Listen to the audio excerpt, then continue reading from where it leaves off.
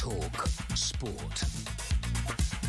Good afternoon with your headlines at 4 o'clock. I'm Uma Gurav. We're building up to live Champions League on talkSPORT tonight. Liverpool go to Marseille with manager Arne Slot under pressure to get results.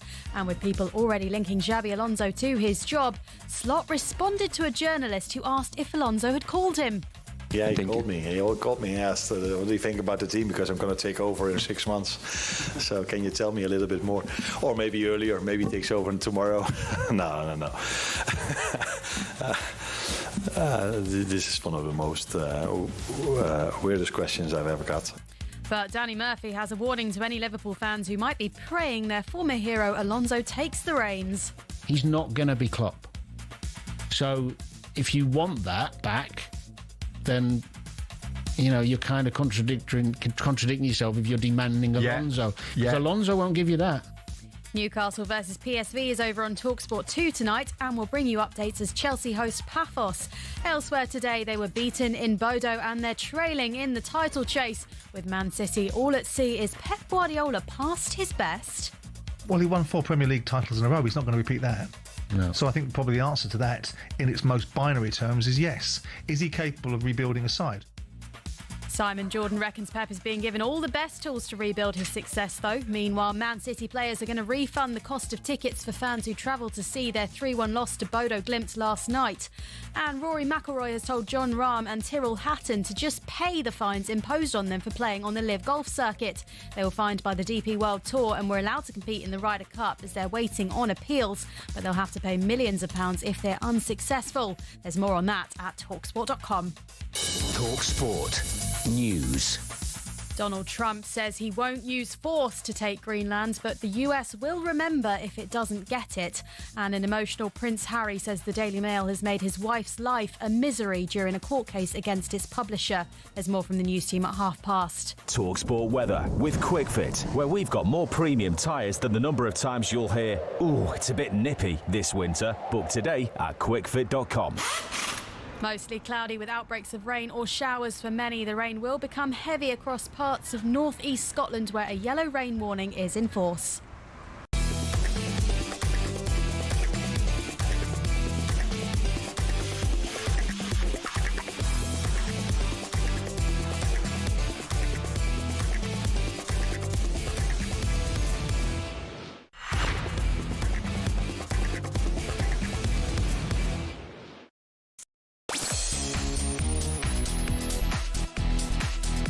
Hello, good afternoon. It's Wednesday, it's 4 o'clock. It's drive time with me, Andy Goldstein Darren Bent is here. It's Darren here, by the way, Darren Bent. That's exactly what I just said. You right, DB? Yeah, I'm good, man, you? How's your jumper? Your new jumper you spilled stuff on? No, look. Ruined it. Stain gone, mate. Ruined it. Where is it then? I can see a massive stain there. No, you liar. Huge. But, Jigo, we've got a show for you today, man. Oh, dear, they lost again last night, just a few days short of Pep Guardiola's 10-year anniversary at the club. How much longer does he have left in Manchester? Wayne Rooney reckons his Man United side of 08-09 would batter this Arsenal side. So where does his current Gunners squad rank amongst the Premier League greats? And, of course, his Champions League drive, which means we'll begin the build-up to all of tonight's action on the talkSPORT network. On top of that, off the back of that, I should say, we'll ask whether Liam Rosenior has changed a few minds following 10 goals in 3 games. And we're very excited. Feed him. If you were watching our Instagram live a moment ago, you'd know we'll be joined in the studio by Premier League icon Yakubu will be joining us. Feed him. Feed the yak. Have we got food? Feed the yak. We'll be feeding the yak at 4:30. This is Drive on talkSPORT. You can get involved by picking up the phone 03717 223344. Jurassic Park tells you, see a T-Rex, don't run. Stand still. It's good advice. Good advice. Always good advice. Nice to see you, DB. Before we move on the show, just a little announcement. My name is Andy Goldstein. I am 9 days sober. He was 9 yesterday. Oh, hold on, stop it. My name is Andy Goldstein. I'm 10 days sober. Thanks. Was it 9 yesterday? You said 9 yesterday, yeah. 10 today. How you feeling? Do you know what, right? I have to say this. You said you're bored, though. Not bored. I just like the idea of having a glass of wine with my evening meal. But here's the thing. And I don't know if it's coincidence or not. My sleep is mind-blowing at the moment. My sleep is unbelievable. I hardly move. I wake up and I'm like, the bed sheets haven't moved and everything looks like... Bit weird, okay. I don't know about your, you know what I mean? No, but sometimes you wake up and you be tossing and turning. It looks like a bomb's gone off in there. But this is all no. But you can allude to rudeness. But I hardly move when I'm so I'm obviously in a very deep sleep, and I wake up and I'm like. Oh, like I'm coming out of a cloud. I'm like, oh wow, what an unbelievable sleep. And I haven't had that for as long as I can remember. When I sleep like that, and it's unbelievable, as you're saying. Yeah. Sometimes you wake up, you've got too much sleep in your eyes. You get headache. You can't open your eyes properly. Yeah. Yeah, that is a problem. Can someone turn the light off? Like, do you know what I mean? But that's not the case. I'm having like a great night's sleep. So you must be feeling refreshed. No. Why not? I am feeling refreshed, yeah. I am feeling refreshed. You have to if you plan. It is, I went to the gym this morning, so I'm a little bit tired. What did you do? Chest and back? I did chest, I didn't bother with back, biceps and triceps. Oh, that's what you ever do, isn't it? Yeah. You never do legs. No one legs. sees your legs in the disco. You don't go to a disco. No, it's a phrase. I'm like, you always chest, back and tries. Chest, back and tries. Yeah. Got to do some work on the legs, man. But I did the other day. I went to Tony, who's a shout out David Lloyd, gave me a little 45-minute training session, like was it PT? Yeah. And he went, we'll do your legs. And I went, listen, don't bother with the legs, all right? Don't bother with it. Because the problem is, here's the thing. Because I'm not training for like Mr. Olympia, I think it's a little bit pointless where you do squats and lunges and then the next 3 days you can't walk. No, but it's good. I like that. The DOMs, the burn. I don't want that. See, I want to put airport shoots on people go, right, look at his quads. No, I don't, right? Because it will then interrupt my day. I'll be like, oh, I can't sit down. I don't need that. I'm happy to keep fit. You need that. You do need that. If you want to go to the next level, you got to do that. That's the thing. You're just doing it to keep fit and move about and look good and look trim, right? Yeah, but imagine, honestly, that's like you're not MOTing the whole car then. You're just doing part of it. You might as well do the whole thing. Yeah, that's a very good point. So you get into my car, you sit up front, and it all looks great. Yeah. Or let's have a look in the boot. We don't need to look in the boot. Let's have a look at the back seat. Don't need to. Enjoy the drive. Sit next to me, and we'll drive. That's all I need. Lift up the body. Don't need to look at the body.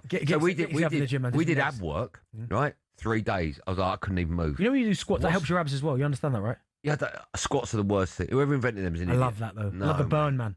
What's the thing called? Farmer's walk. What's that called? Yeah, farmer's walk. I've actually got 2 of those in my 2 farmers. In the actual farmer bars. Yeah. That I walk around my pointless garden with. Pointless. There's a lot of things in the gym, a lot of machines that are pointless. Do you know what's funny though? You know when your mind's at it and you're at the gym, you're eating properly, and you're like, and you're seeing the change. Yeah. Nothing's pointless then. I will do the most pointless exercise that I'd never do, because I'm like, do you know what? That makes half a percent now. I'll do. Yeah, I get that. Here's the thing I saw last time I was at the gym. So not today. When was I last? What day is it? Wednesday, Monday. I was there. I didn't like this. A guy in front of me, I swear to God, this is true. Took his shoes and his socks off to train. That's weird. That.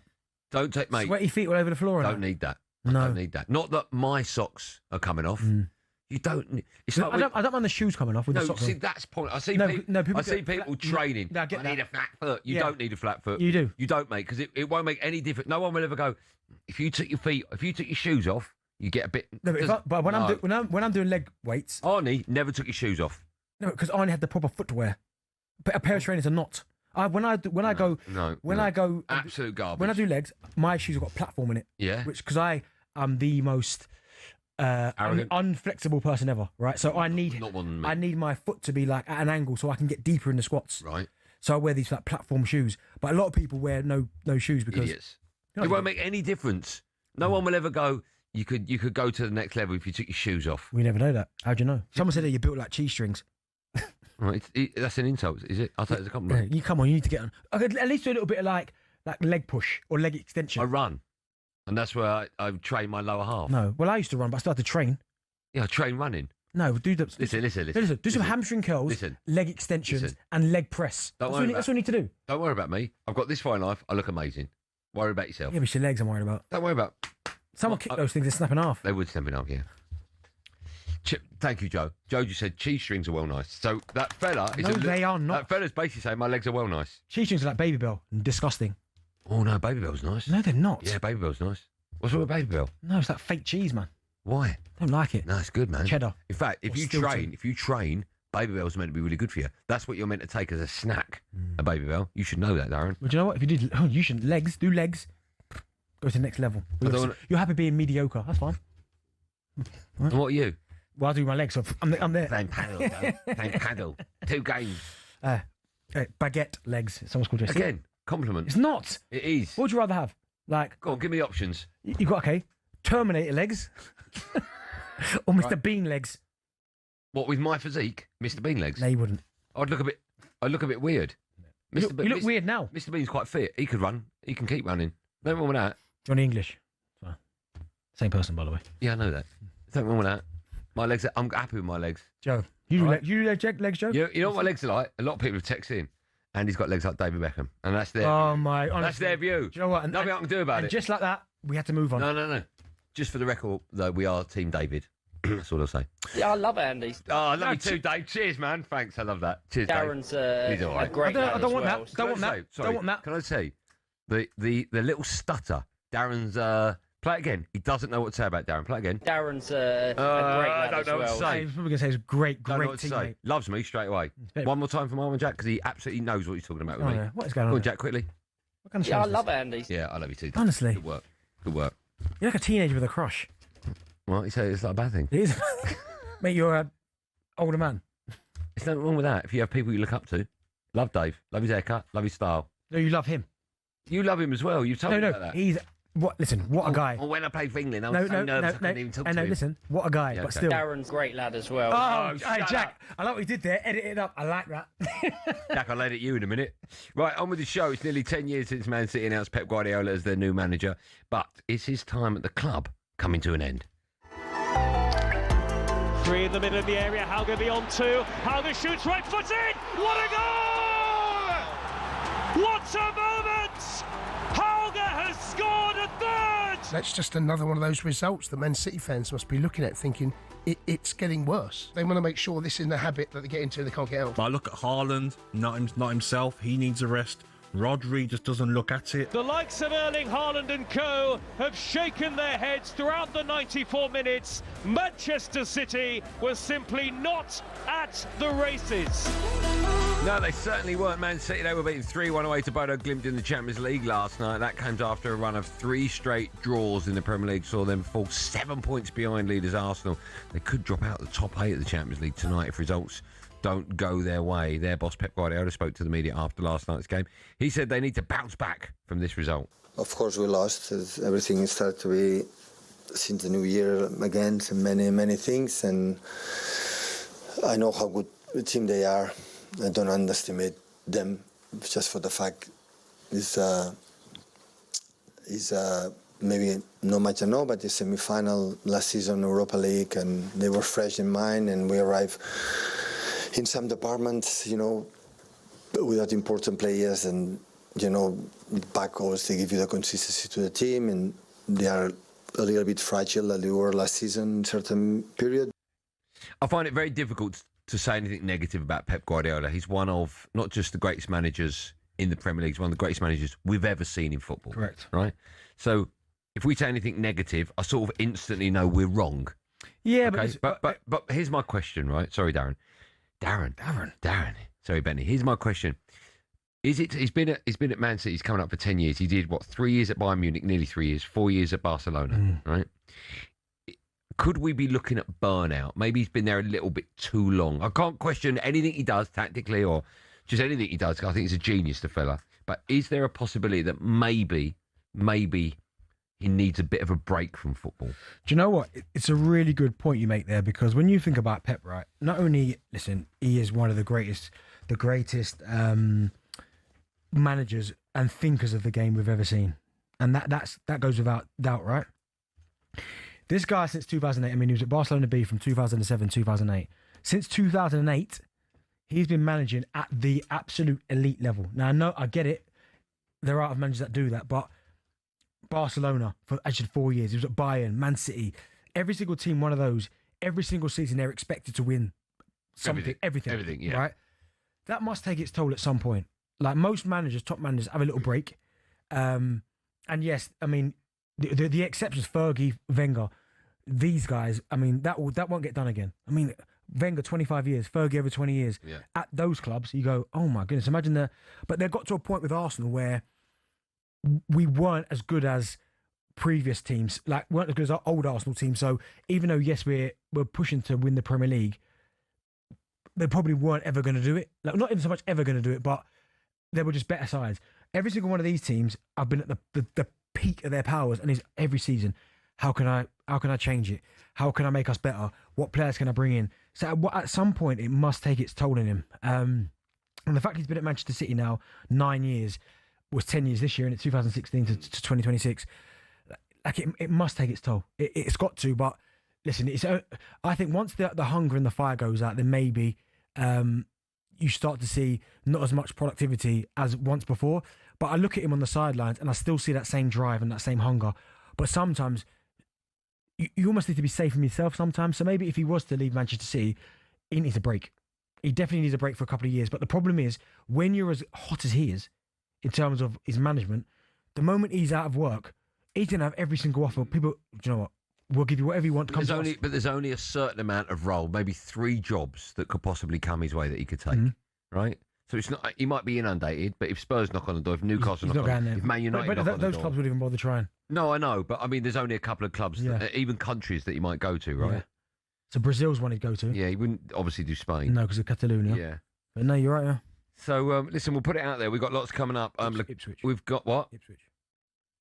Yeah, I can see that happening. Look at Joe. Don't want him. Yakubu will be joining us. Will be joining us in the studio in 15 minutes. So you've got between then and now to phone up Man City fans. It's a tough one because he's your greatest ever manager. He's one of the greatest ever managers. But what do you do with Pep? Maybe he does need a rest. 03717 223344. That's where we'll go right after this live on Drive on talkSPORT. Darren's a great lad. I love Darren.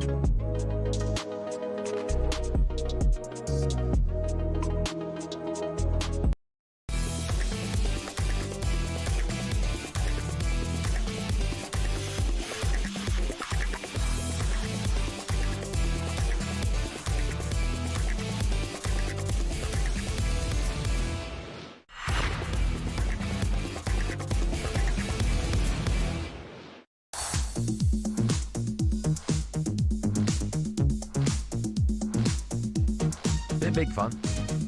Good tune, Jack. Good tune, my friend. Yes, it's Champions League drama. TalkSPORT. It's me, Andy Goldstein Darren Bent is here still to come. We'll be joined in the studio by Premier League icon Yakubu. Just quickly, Arnie Slot has suggested that Mohamed Salah will return to the Liverpool starting lineup against Marseille. It's live on TalkSPORT tonight. And Everton's Jack Grealish could miss up to 3 months with a suspected stress fracture in his foot. We wish him well with that. Right, time now for this. Paddy Power on talkSPORT. With Paddy's Super Sub, your new bet rolls over to the new player coming on. T's and C's and exclusions apply. 18 plus, begambleaware.org. Yes, back to the phone lines in a moment, but just ever so quickly, time now for today's Bet Builder with the friends at Paddy Power. Let's welcome Graham Byrne on the show. Graham? Yeah, how you doing, Andy? How's things? I'm great, man. How are you? You look well? You good? Yeah, all good. Great here. Good. Okay, we've got lots to get into. We are looking at tonight's Champions League match as Liverpool head to Marseille. Can you remind everyone how the Bet Builder works and the charity, fingers crossed, hopefully it will be the Attitude Foundation who are benefiting from our brilliance and our expertise here, Randy, as we put together a bet builder in the Marseille and Liverpool game. And if it all comes in, it's going to come in at about 24-1. Wow. Okay. Right, it's a 5-leg bet builder. These are our picks. I've gone for a home win, Marseille to win the game. Yeah, there might be some people driving around listening and thinking there's a little bit of bitterness, the Man United element coming out. But I'm sure you know, Andy, that Marseille have had they've got a great home record this year. They've already beaten Newcastle, haven't they, already this season? So why not see them win? Okay, D. I've gone for both teams to score, please. Yeah, both teams to score is a good selection here because we know De Zerbi, he likes to get his teams forward, and Liverpool certainly leaking plenty of goals on the travels. But Marseille as well at home, I think they've conceded in 6 of the last 8 home games despite having a brilliant home record, so I can see why you're doing that, Benty. All right, next up is producer Joe. What's he gone for? Yeah, he's gone for an exotic one here. Igor Paxo, the Brazilian, to have 2 or more shots on target. And he's been in amongst the goals in the Champions League. He scored 4 times, so he obviously likes to have a pop, Andy. He does indeed. That's producer Joe for you right there. 3 down, 2 to go. Next up are the people. Yeah, the people are playing it safe for Ekitike. Obviously now with the injury to Isak, he's going to have to be Liverpool's main man at the moment, so that makes perfect sense. And the last one is yours. What are you going for, G-Dog? I'm going with Mason Greenwood. I'm playing it safe as well to have a shot on target. He's the top scorer in League One this season. He's playing brilliant football, and he's a Man United ex-player, and he's going to love to bang one in against Liverpool, isn't he? Okay, before I let you go, could you just confirm the odds and the value charity bet one more time? Yeah, the odds are 24-1, so hopefully the Attitude Foundation will be doing well after we all get our winning selections, Andy. What a pleasure speaking to you as always. Thanks for coming on, man. Have a lovely day, and we'll speak to you in a bit. Cheers, thanks. Thanks. There you go. The wonderful Graham Byrne. How nice was that? That's Paddy Power's bet better for today. Minimum odds 1 to 5 per leg. 18 plus. begambleaware.org. Paddy Power on talkSPORT. With Paddy's Super Sub, your new bet rolls over to the new player coming on. T's and C's and exclusions apply. 18 plus, begambleaware.org. In about 10 minutes' time, no less, we'll have Yakubu in the studio. But between then and now, we'll take your calls on all things Man City and Pep. Mick is a Spurs fan. He's first up. Hello, Mick. Good afternoon, Andy. Good afternoon, Darren. How are you, Michael? I'm all good. Andy, listen, if them baby bells are working for you in the gym, mate, you keep doing them bicep curls with them, son. You're looking great. I've put them in my shoes to make myself taller. The bicep curls and the baby bells. Nothing wrong with that. Nothing wrong with that. You've got to start somewhere, Mick. Exactly. You'll soon be the big cheese, son. Don't worry. Very good. Very good. I like that. Shame your club won't. Oh, see. Oh, honestly, there he is. Ole, ole. Johnson again, ole, ole. I think you've got us confused with Magic FM. Go on, off you go. What do you want to say, my friend? With Pep, you're right. He is a genius, but he's only human. So, don't get me wrong. I don't like to give that lot from Woolwich any credit, but after coming twice, so close, Arteta has built a better squad. That's putting pressure on him as well. And Slot. Again, well, I don't think Liverpool putting too much pressure on him. They went a little bit last year. Obviously, that was another one they didn't win. Yeah, they did. And then he's obviously got the pressure to bounce back. But you're going to miss players like Kevin De Bruyne and that. But I thought some of his players are letting him down as well. Rodri last night, what was he doing? 2 yellows. Why on earth? He's an experienced pro. Why on earth did he pull that fella back? All right, the bloke was breaking, but they're already 3-1. They're already 3-1 down. Do you know what it is as well? I think Rodri's trying to. Don't get me wrong, he has been incredible, but he's still trying to find that form. And ACL looked a bit slow, didn't he? Understandably, by the way. ACLs take a long time to come back from. But what I can't get my head around, and Gahey will make a big difference, is how wide open are they? I know. Like they everywhere at the back. They've got some wonderful footballers that when they go forward, I mean, again, you've got the likes of Shirky, I said it, Reinders, Foden, Haaland. They've got so many good players, Doku, Semenyo. When they lose possession of the ball, Rodri was always the safety blanket. They're just huge. At the minute, oh my goodness, gaps everywhere. Yeah. Still to come, we'll be joined in the studio in just a moment by Premier League icon Yakubu, the Yak. But first, it's time for no Googling. He was so strong. Last night, Dominic Solanke became the second Englishman to score in his Champions League debut for Spurs. We want to know who the first one. You'll never get that. I mean, you know him, but it's such a tough question. Basically, who's the first Englishman to score in his Champions League debut for Spurs? You got no chance. I mean, it could be anyone. If you know it, well done. If not anyone, because it's going to be English. So no, anyone English, yeah. The answer to that, and we'll be feeding the yak live in the studio right after this.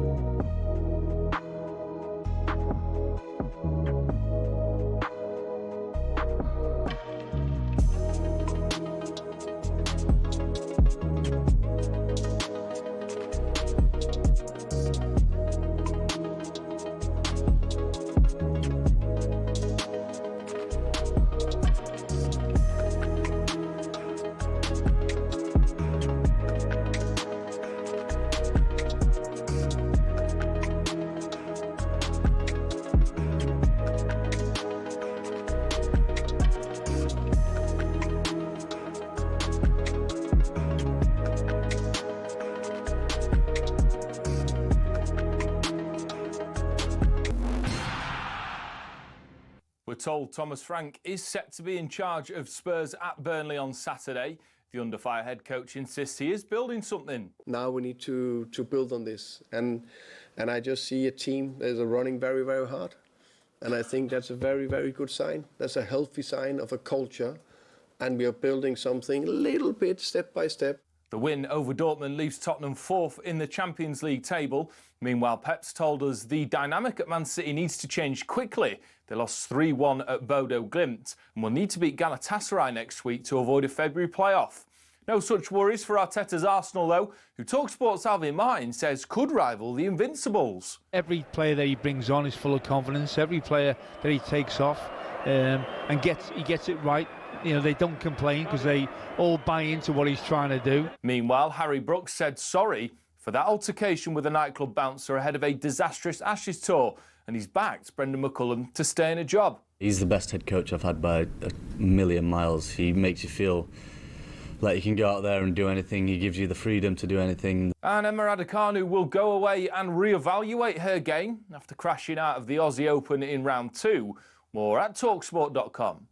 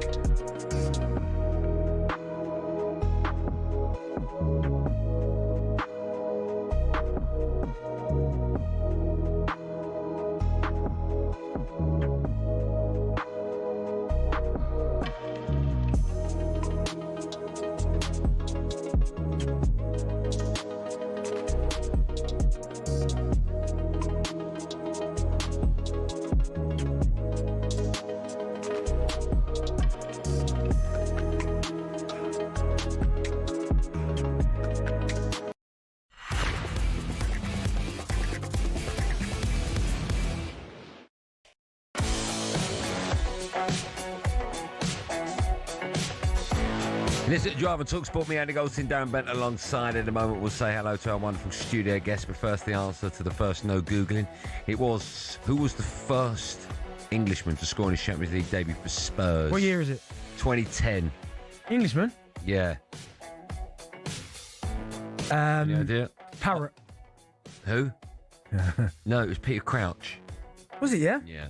Usually I'd linger on that answer, but we want to move on and speak to our guest because, still to come, we'll be asking how this current Arsenal side compares to the all-time greats. But, talking of greats, we're delighted to be joined in the studio by this Premier League icon. Steps up, bit of a shuffle and scores! Yakubu has scored to level the game for Nigeria. Yakubu making another glimpse of goal here. That is terrific. Excellently executed by Yakubu. And the Yak has buried it into the back of the net. Oh yeah, since we knew it was coming in, we've been very, very excited and we're delighted to be joined by former Everton and Nigeria striker and proper Barclaysman. Yakubu is with us on Drive. Yak. How are you? I'm good, thank you. I don't know if I call you Mr. Yakubu, the Yak, No, Yakubu. Yak is better. Yak. Not Mr. Yak. Not Mr. Yak. No, Yak. How are you, Yak? I'm very well, thank you. It's lovely to have you in our studio and lovely to see you. You good? You look really good, if you don't mind me saying. Really? Yeah. I'm a fine man. Are you surprised I said it? I'm not surprised. I'm just joking. Come on. Do you look after yourself? Yeah, I do, yeah. I still do some training, doing boxing as well. Oh, you do it? Yeah. Oh, my God. You like to box as well, didn't you? I used to before I saw you. Yeah. I gave it up about 12 seconds ago. I love doing it, so it's really nice, it keep you fit and with gym and stuff like that. So yeah, well, it's great to have you in. We've got you for half hour, so a bit later on we'll talk about you and your time in the Premier League and internationally as well. But we've got so much to talk to you about, so we're going to start by talking about one of your former sides, Everton, if that's okay. Yeah, that's fine. Because they're 10th in the table at the moment. They've settled into the new stadium. No danger, of course, of relegation. How pleased are you with where the club currently are at the moment? Yeah, I think bringing David Moyes back to the team where he knows the club very well. He's been there for 9 years, then he left, and he's back now. So I think the club, they made a right decision to bring him and to save the club. Last year they were a bit struggling for relegation, but now they're more stable now than with the team. So far so good, but I think they're more better than last year. Has it surprised you how well they've done moving to a new stadium? Because we've seen other teams move to new stadiums and struggle. They can't quite call it home. But Everton have done really well. The transition, has that surprised you, moving from Goodison Park? Yeah, because when they moved to the new stadium, even me, I was thinking they're gonna be struggling, because moving from Goodison Park, where it's a traditional stadium, it's quite like tight, the fans, they're really, really close to the players, it was quite different. For me, I was thinking they're gonna be struggling, but when Moyes came over to the team and they started building the team and with his training and then tried to give the boys confidence, and then they've been really, really good, So they've been, so far, not what we expected, we think they will be struggling for relegation, but now they're not, which is good. You played for quite a few sides in the Premier League, and the majority of them you played a similar amount of times. Portsmouth, Borough, Everton, Leicester, Blackburn, won't mention Tree. Do you have a particular team that you follow? Are one of those teams your teams? I still follow the teams I play with. I play. That's a lot of them. Yeah, that's a lot. I know. Not all of them. Not all. No, there's enough hours in the day. Yeah, but I still look at the scores. Like with Portsmouth and Middlesbrough, Everton, and Blackburn Rovers. Who's your team though? If you had to pick one, if you were in your peak and they all phoned you up and said, "Come and play for us," who would you choose? That's a tough one, I think I'll go for Everton. You would? Okay. Yeah, it's a massive club. Is that your way? Because listen, I played against you at Portsmouth and then Middlesbrough, Everton. Where do you think you played your best football? Because you were consistent, to be fair, at all of them. But where do you think, for yourself personally, you were your best? Portsmouth was great, I think coming all the way from Maccabi Haifa in Israel, playing the Championship and then back to the Premier League, scoring goals and. Like I said, I stay more on Everton there, where I think I played really, really well. Then I got injured, and I didn't play for 11 months. Achilles injury, so I was there. That was my really, really peak where I was scoring goals, and for fun. Then I got injured. You played under Everton's manager now, David Moyes, right? Yeah. Did you enjoy playing under him, and how far do you think he can take them? I think he's the right man for the job, because when you played against David Moyes, it's all about the hard work. And I remember when I first had a chat with him coming to Everton, and he said to me, he said, this place, you have to work really hard. And then when I was like, okay. Then coming to the club, and it's all about, you run for fun, back in Portsmouth and Middlesbrough.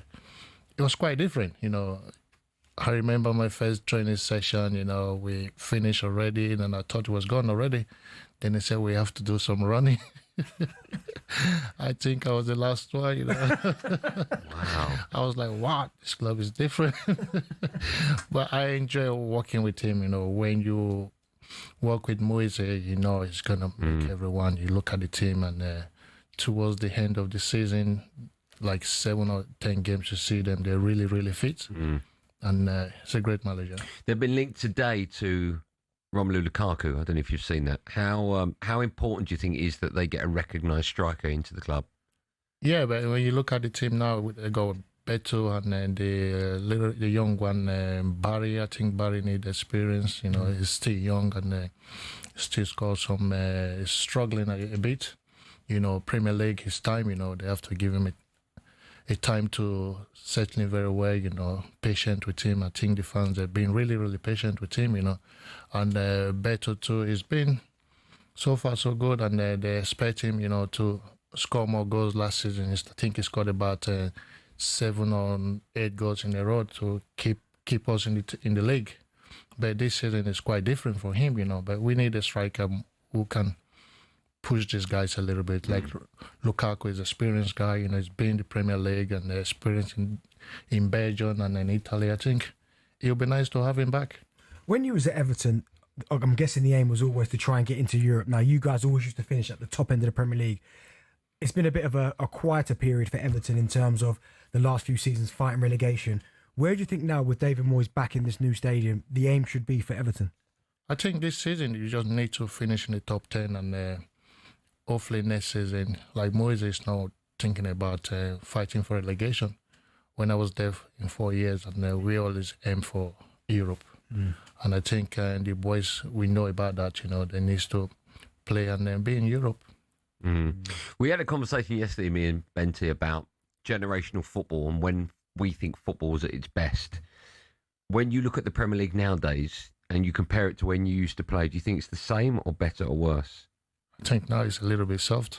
A little bit soft? Yeah, it's a little bit soft, you know. He knows already, Bent already, you know, when you're playing against Vidic and Terry, those central defender, they're so solid and they're ready to fight. You know, this one a little bit too soft, you know. Back in our days, we have like 4 strikers in the bench. But when you look at the team now, they have only 1 strikers. You're fighting for a position to play. When you don't play, you'll be there freezing on the bench. You have to take your chances. But now when you look at the team, you know, you have maybe 1 striker. It's not back in the days where we used to play. You have 4 strikers fighting for the position, you know. When you look at the team back then, you know, they're talking about first post, second post strikers, but you don't do it anymore. Who's the nastiest defender you came up against? Vidic. Why was he nasty? What did he do? Not nasty, but he's really, really toughest. Tough. He's really tough. He's tough, and whenever I played against him, I knew that week I have to be ready, mentally ready. And JT is another one, and with Rio, Fedner is so clever, you know. He's one of the best central defender England ever had. Has it surprised you, because you spoke about it there, back when we were playing, there was every single team had 2-3 strikers, but it seems like all of a sudden the centre forward is becoming non-existent. As you said there's only 1 maybe in a squad, then there's almost more number 10s. Has that surprised you, the game's gone that way? For me, I think it's gone back, you know, because when you look at back then when we used to play, you have strikers, you know, like kick to the strikers, you have to keep the ball, you know. But now, how many can you measure who can keep the ball up front? There's no. You know, when you can play with your back, you can run to the side on the wing, but now it's so difficult to have a top number 9. Yeah. Would you not enjoy playing nowadays? With this one? Oh my God, he's got so many goals. So many. He knows already. Back then as a strikers, if we play now, I think we'll score more goals. Yeah. What, now? Yeah. 100%. Really? Yeah. Even with VAR? Because every time if you're a toenail offside, you're offside. We will score more goals, seriously. Back then you have nasty defenders, solid, proper defenders. Yeah. You know, I'm telling you. I'm not going to argue with you. It's true. He's telling you. I'm telling you. We've got you for another 15 minutes. Before we go to break, I'm curious. I know you're, of course, a Nigeria legend. We need to get your thoughts on the scenes we saw at AFCON over the weekend. Senegal walking off the pitch in protest over a decision before then going on to win it. What did you make of it all?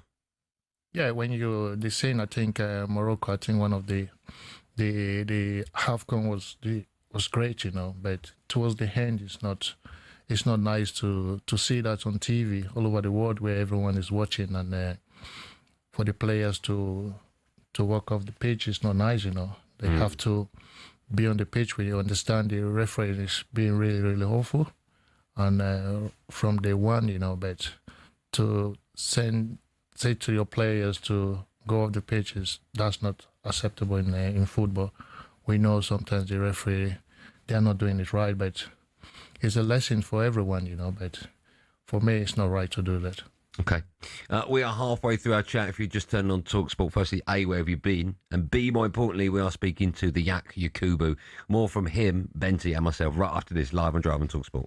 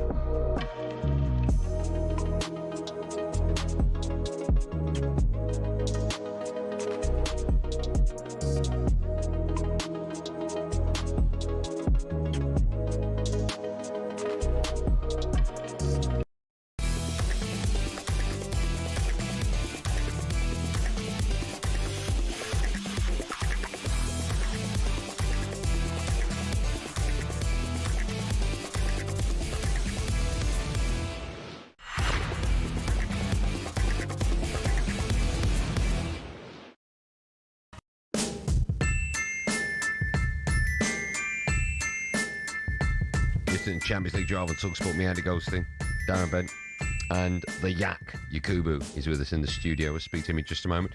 Still to come, we'll also be asking if Preston's Osmite should be kicked out of English football following his latest head loss, or headbutt. It's terrible.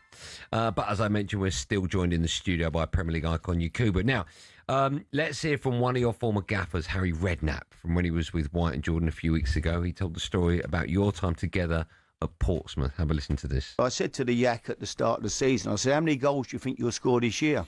Premier goals, not cup goals, just Premier. He said 20. I said 20 league goals? He went, I think so, Gaffer, yeah. I said, you get 20 league goals. I said, I will give you £20,000, me personally. Last game of the season, we played Middlesbrough at home and we win 5-0. The Yak has scored 4 goals. Right, I don't. He comes in after the goal. Hey, Yak, you were fantastic today. I said, what a performance. Great goals. Yeah, but I should have scored the other goal. What goal? I said, don't worry about that. You got 4 goals. That was incredible. Yeah. He said, but I had 19 goals. One more goal, I would have won your money. I went, oh my God, I didn't realise that. I said I would have subbed you up well before the... I said, no way would you have stayed on the pitch. I'd have had you off there straight away.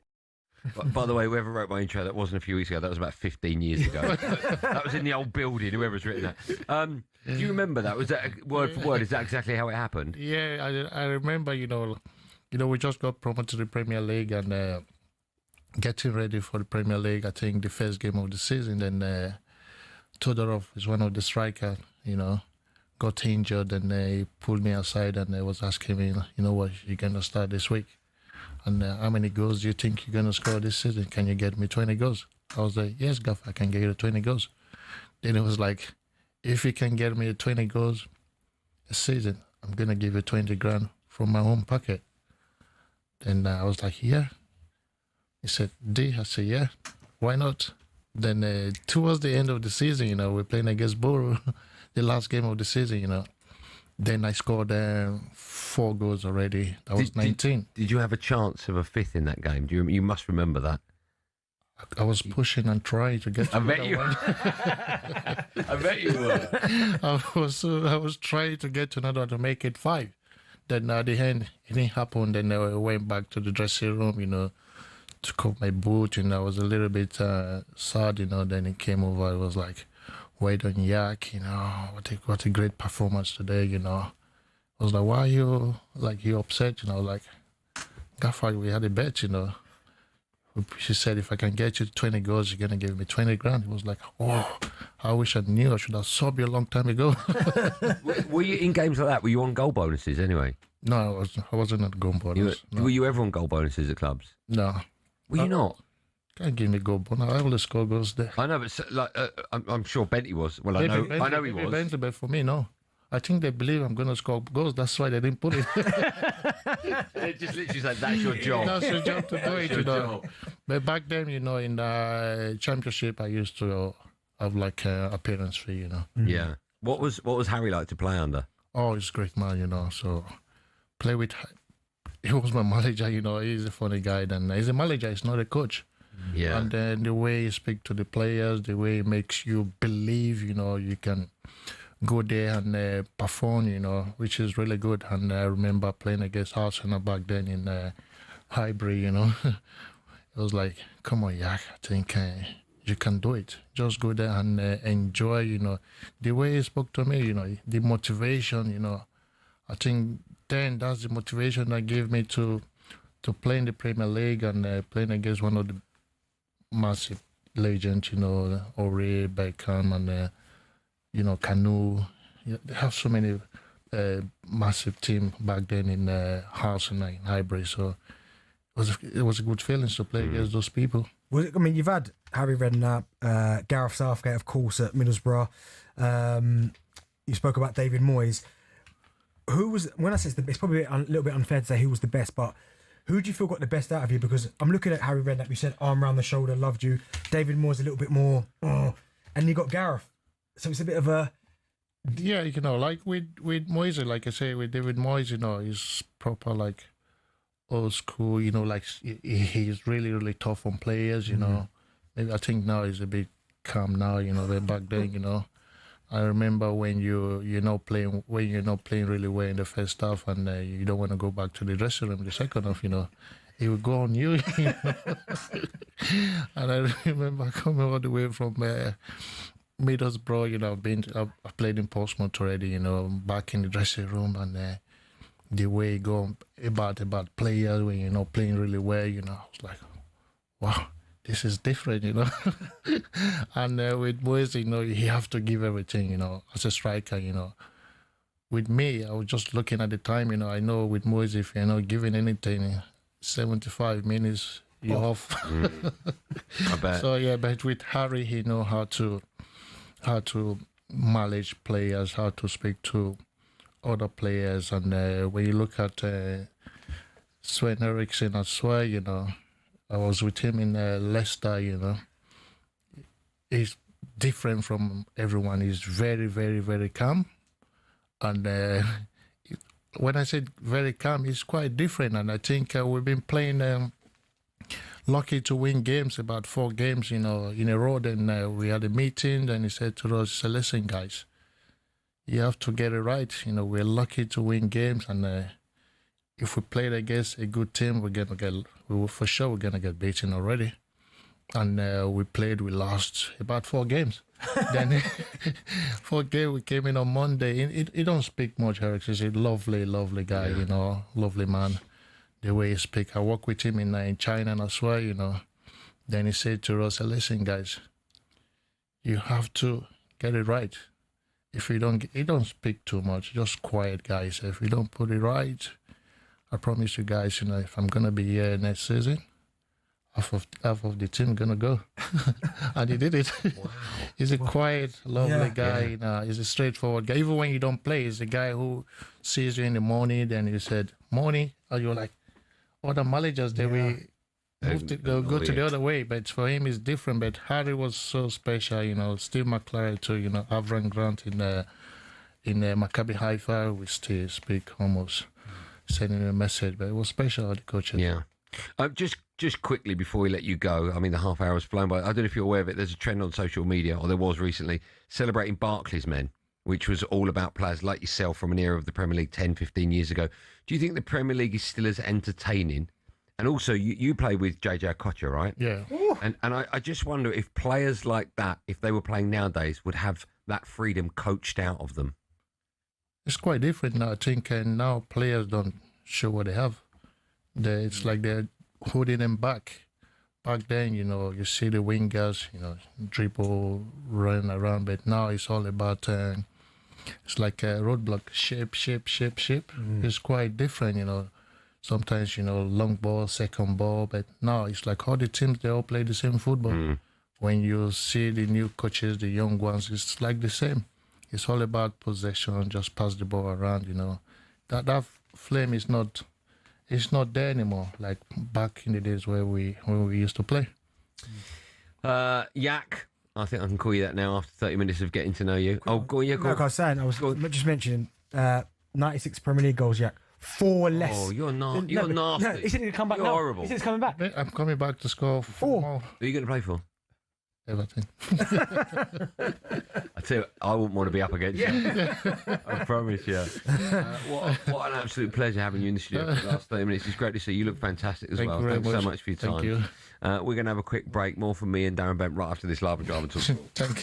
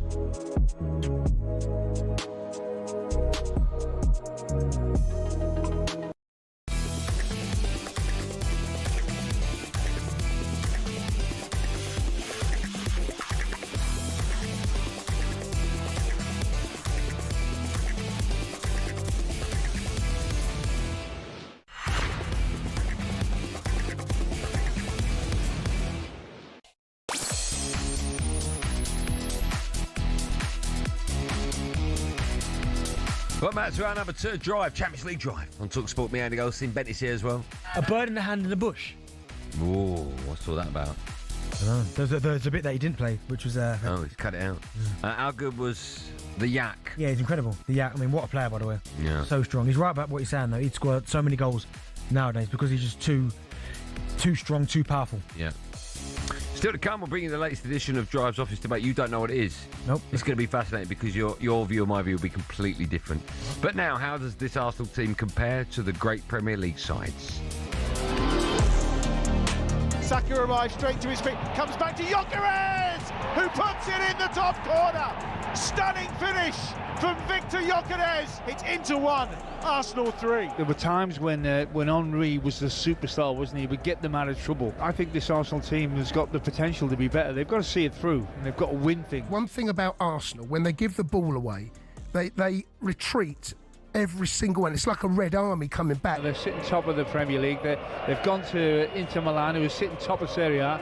They can go anywhere, Arsenal. They can go anywhere. Yeah, Arsenal annoyingly were 3-1 winners away to Inter in the Champions League last night. They are top of the league phase, having won all 7 of their games. I mean, they're absolutely flying, aren't they? The boss, Mikel Arteta, spoke to the media after the game. He was full of praise for his side. Very proud, not only for tonight's game, but what we've done in the competition so far in 7 matches. And with 1 game to go, to be already in the position that we want to be. Massive prize to the team, because we know how difficult it is. Some performance last night. I was going to say, yeah, I mean, I have to say, it pains me to say. I was listening to Gabby this morning on the Breakfast Show, and he said he can't see why Arsenal won't do the quadruple.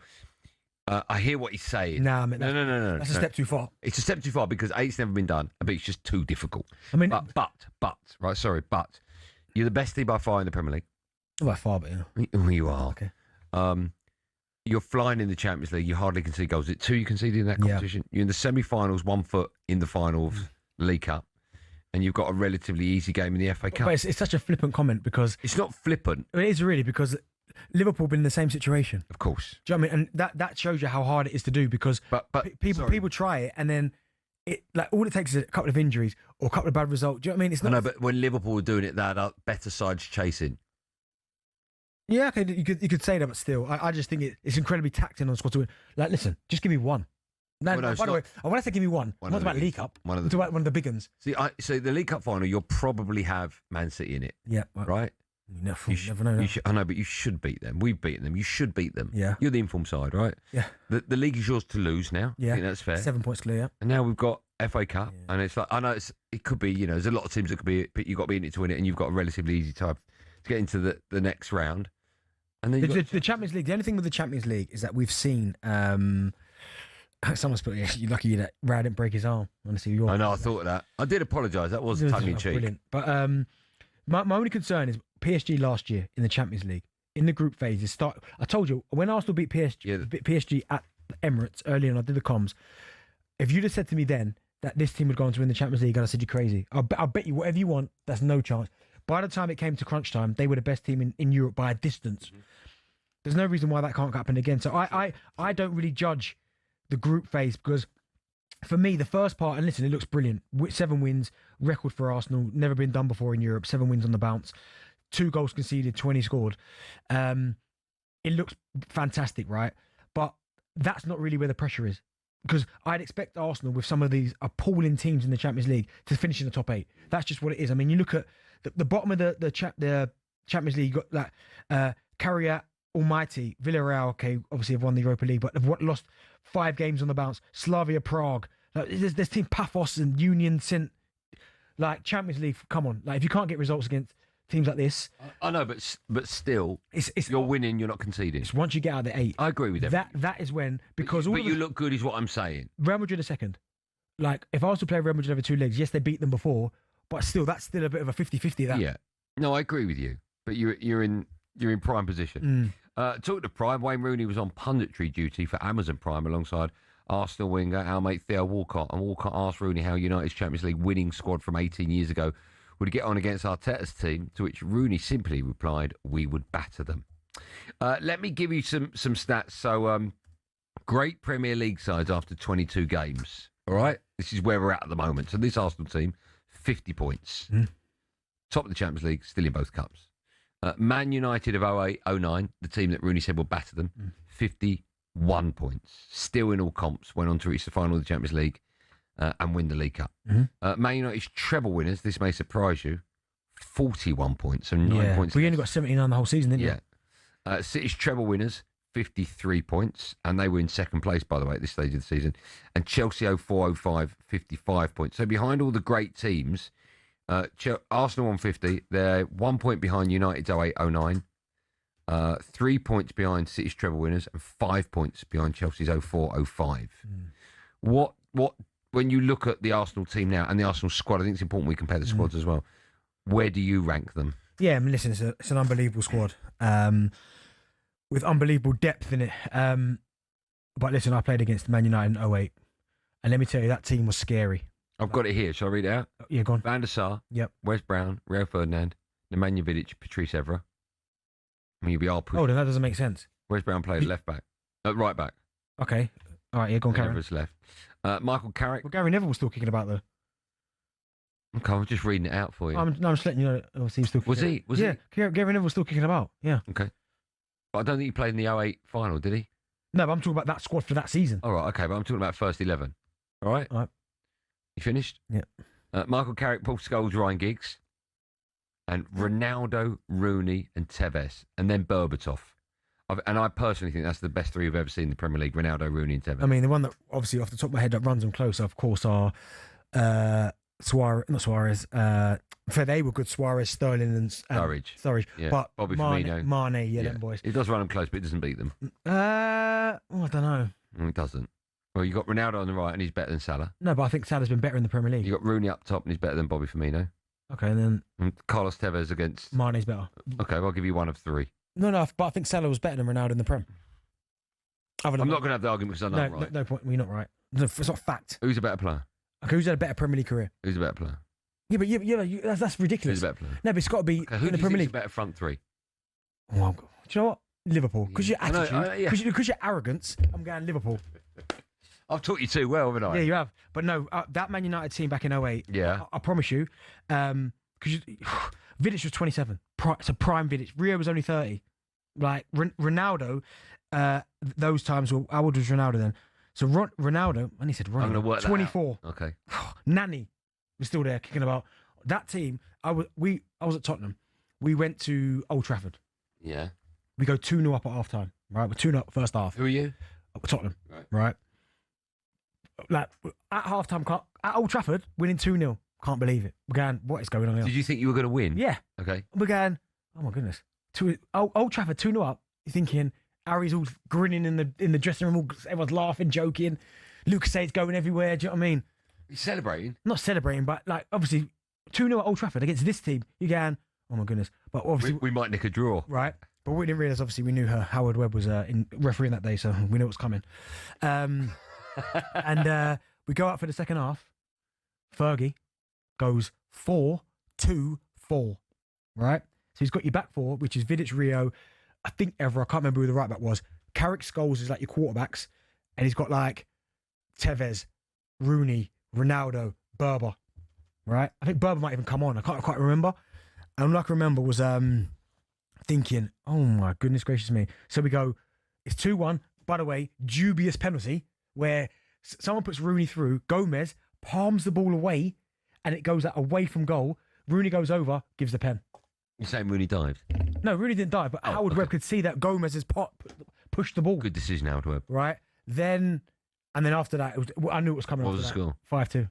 That's so funny. Remember, have you seen the goal? Ronaldo scores a diving header at the back post, whips his shirt off, and he's just ripped up to the max. I have seen that. I mean, what a team they were. So I think that team is probably slightly better than this team, but they wouldn't smash them. I think it'd be a tough game because defensively Arsenal rocks. Okay, well, I'll put your Arsenal team to the certain teams. You tell me if you think Arsenal would win. So would Arsenal beat the 08-09 team? You've said no. I don't think so, no. It'd be a good game, though. Would Arsenal beat the Man United treble winners? Bex, Giggs, Keane, Scholes, Sheringham, Solskjaer, or York and Co up top? Oh. I don't know what you're thinking about, mate. I don't know what you're thinking about. The answer is no. Would you beat City's treble winners? Obviously, no. No. And Chelsea 04-05? Do you know what? That team there is underrated, by the way. Is that the Hazard one? No, that was... oh, no, that's Hazard was way after that. This is the team that's conceded 14 or 15 goals. That's right, yeah. Okay, so are you... Probably not, but that Chelsea team would beat your treble team. I think they lost one game all season, that Chelsea team. And they conceded 15 goals. I mean, think about that. So are you saying that Arsenal's current squad is the worst of... Well, do you know what? When I look at those teams, I just think to myself, all the other teams you've mentioned have won, right? That's a very good point. So it's hard to go Arsenal are better than those teams because they haven't done it yet. If you ask this question at the end of this season, then at least I've got something to go, well, they just won the Prem or the Champions League or something. Yeah. So I've got something to base it off. But at the minute, yes, they are the most informed team in Europe. But you have to... You can't compare them to the great No. You get Man United treble, Man City treble. This Chelsea team, I promise you, Chelsea team, I think that Chelsea team could beat... I think they beat your treble team. I need to see the team. Get the lineup and we'll do it when we come back. All right. Okay. We'll take your calls. Where does this Arsenal team rank amongst the all-time greats? Benny says they don't. 03717223344. I'm sure Arsenal fans want their say. If you pick up the phone and dial that number, Arsenal fans, you can have your say right after this.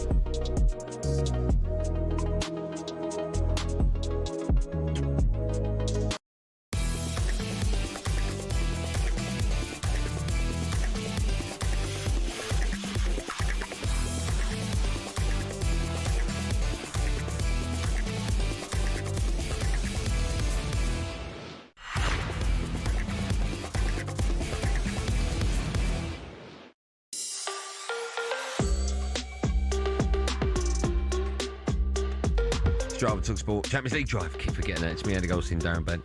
Still to come, we'll be asking if Preston's Osmaic should be kicked out of English football following his latest head loss. If you don't know what we're talking about, stick around. We'll talk about that a bit later on. Just quickly, the Man City squad will refund the ticket cost for 374 supporters who travelled to Norway to see their side lose to Bodo Glimt. How many? 374. Well done, Man City. Nice gesture. Yeah, well done. Everton's Jack Grealish could miss up to 3 months with a suspected stress fracture in his foot. Never easy to say. Did you see him playing back at Villa, having a pop? What was that? The fan was having a pop at him at Villa, and I saw that, and he walked over to him. Him to calm down. Yeah, I mean, you just shouldn't interact with the fans. You can't. Yeah, but they're his people, man. Yeah, we shouldn't turn on a player, right? But do you think he goes back there one day? I think he does. Jack. Where? To Villa.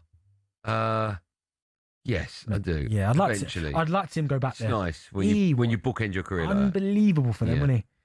Right, we're taking your calls. Where does this current Arsenal team rank amongst the all-time greats? What is about all-time greats? Why didn't you mention Invincibles? Well, I didn't. You asked Joe. Jack, no Invincibles in there, Joe, no? Joe's the producer of the show. He just left them out. Why? I asked Joe. He's the producer of the show. He produces the show. Nothing to do with me. He said they're on the list and you just left them out. No, they're not on the list. They're not. Well, he said they're on the running order. I mean, mate, I can only read one thing at a time, Joe. No. The Invincibles up there, mate. Trust me. They beat most of your best teams. No. Yeah, they would. Mate, the Invincibles, it's a little bit misleading. It's not misleading. It is because you can do that and get relegated. Yeah, but that didn't happen. I know, but what I'm saying is, if you win the treble, you can only be great. Okay, but you can't win the treble and go. You can win the treble and be relegated. Yeah, but two teams have won the treble. Only one team's ever been gone. So that Alex Ferguson said it's the greatest achievement ever. I know. That's your Alex. Well, I don't think he did say that. Do you want me to find the quote for you? Well, no. Word for word. Take a caller. Word for word. I'll find okay, hold on. No, I'm going to read the quote for you. Okay, he may have said that, right? But that's still not my opinion. Well, no, you love Fergie. Okay, let me ask you this, right? Let me ask you this. If a team went 38 games unbeaten and drew 36 of them, is that as good an achievement? No, but it's irrelevant because Arsenal won the league. So if they wouldn't have won the league, would it have been as good? It's still impressive, but it's now even doubly impressive because they won the league and didn't get beat. Misleading. James is a gooner. He joins us now. Hello, Jimmy. How you doing? I'm great, James. How are you today? Not too bad. Oh, you don't sound happy about that. Why? Why could you be better? Well, I've spent most of my day driving down to Southampton and then I'm on my way back home, so... What'd you go down there for? Work. What'd you do? Industrial scaffolder. Oh, all right. James, I don't want to interrupt you. I just got to read a quote out quickly just for you. Yeah, sorry, James. If you could just hang for 1 second. I won the league 13 times, but I was never even close to going through a whole season undefeated like he did. That achievement, no, I finish it. Yeah. That achievement surpasses all others. It was Arsenal's masterpiece. I need to see that in context. Ferguson, mate. I need to read the whole thing. A little bit misleading. Just sorry about that. How rude of Darren Bent, James, to cut you off. What would you like to say? No, Bentley, carry on, because I've seen the video of it, and that's true as well. Out of context. So it's just one of them things. If Man United done it, obviously it'd be the next best thing. Oh my God, he went sharp. James, let me ask you this: would you swap that Invincibles for the treble?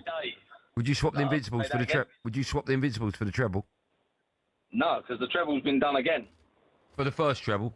Oh, everyone does it. Well, no, because it's been done again. You wouldn't swap one trophy for three. The Invincibles trophy for a Champions League trophy. But I'm giving you Premier League and Champions League. Well, no, because the Invincibles has never been done. Yeah, but you've never won the Champions League. Yeah, but no, but if it was that easy, the City would have done it by now.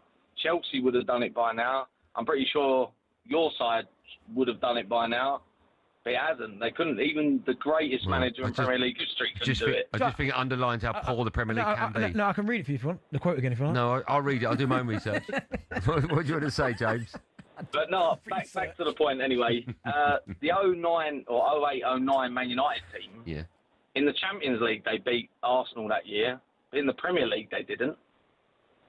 It was a 0-0 at Old Trafford. Right. So what are you saying? It was, well, I reckon this team now could probably beat the 08-09 team. No, I don't think so. That 09 Champions League, you talk about the one Ronaldo and Almunia, free kick from halfway line. Yeah, that's when they beat us. But in the league that year, I don't think one game. I mean, Bodo Glimt smashed Man City last night. They're not better than them. They had a great night at the office. The best team in Europe, though. Do you know what I mean? Well, you're only as good as your last game, aren't you? No, I don't think you are. I don't think Man City are only as good as losing 3-1 against Bodo Glimt. Well, no other English side has, have they? No, but I don't think Man City are only as good as that defeat. Do you? I think they're better than that. Well, they lost to you on the weekend. I know, but I don't think they're only as good as losing to Bodo Glimt. Do you? I think they're better than that. Yeah, we all know that they're better than that, but... Yeah. So you're not, that's what I'm saying, you're not only as good as your last game. Let's go to, oh, my eyes are so bad. Does that say Logan? It says, I can't say it. Logan. Does it say Logan? Hello. Hello, Logan, how are you? I'm good, thank you. Good, man. Off you go, pal. So, I just want to basically say that I think it was last night you were talking about the greatest teams of all time from your era. Yeah. And you were on about the wow factor. Now, if you look at the teams you read out before, the 05-06 Chelsea, or 04-05 Chelsea, 08-09 United, some of them players you go, wow.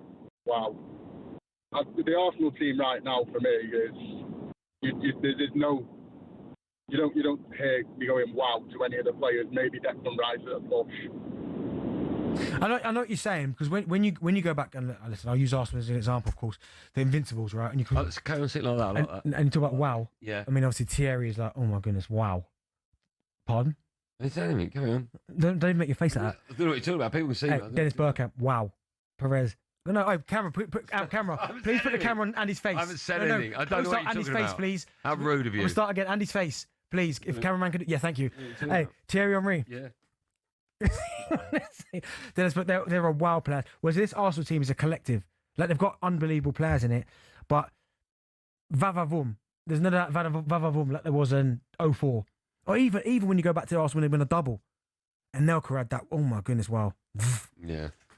Bergkamp. Finished with the Arsenal loving. Petit, I need Vieira. to do some research on this ridiculous quote. No, I'll read it for you again. But that's not, you just give me the line. I need to see the whole conversation. No conversation. It's just.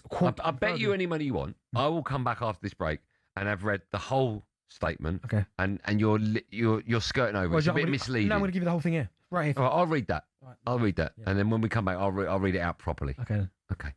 Also, still to come, we'll have some fun with the latest edition of Drive's Office Debate. Time for no Googling, though. 3 players share the record for being sent off the most times in Champions League history with 4 red cards.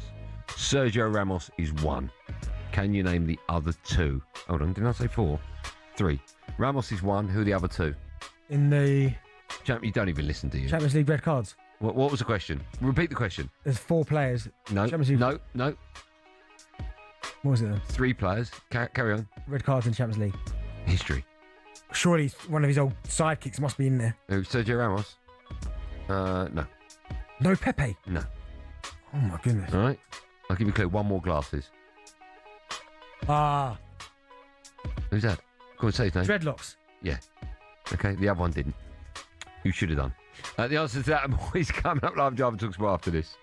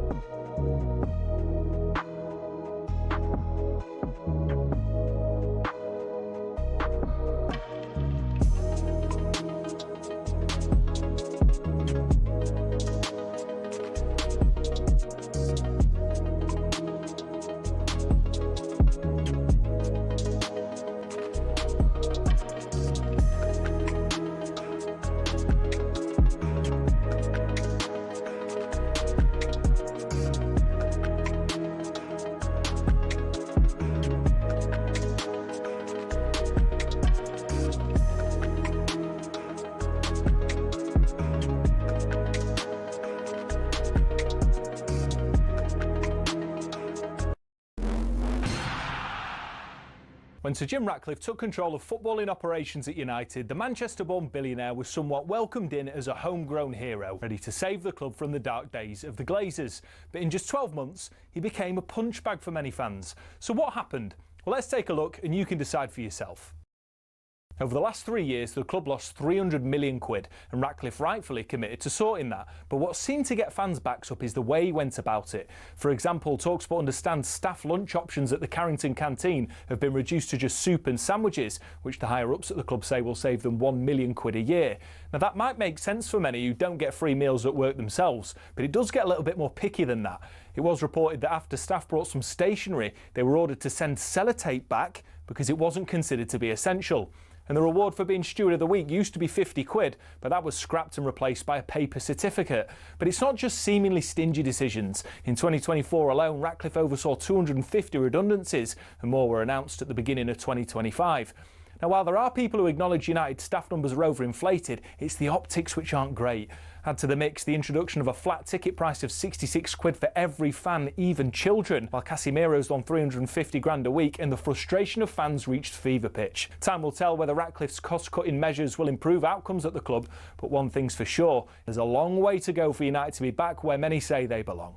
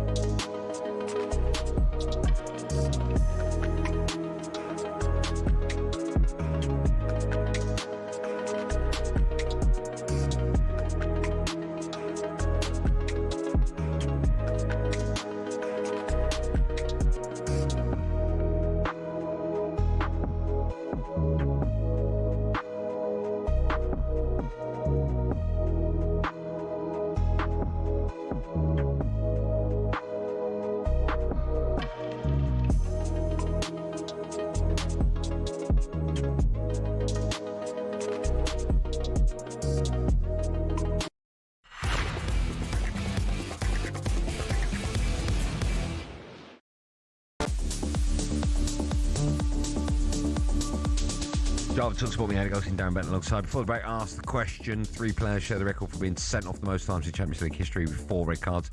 Ramos is one. The other one... Edgar Davids must be another. Yeah. The other one is... What the position? Forward. Forward? Yeah. What team? They played for loads. Milan, Barcelona, Man United. Zlatan Ibrahimovic, yeah. Now, before we move on, just quickly, you gave me a quote before about Sir Alex Ferguson alluding to the fact that winning... No, not alluding to it, he said it. Hold on. Alluding to the fact that going unbeaten in the season was the best thing ever. I've since done a little bit of research, and as per usual, you've bent the truth. So Fergie did say this. I won the league 13 times, but I was never even close to going through a season undefeated like he did.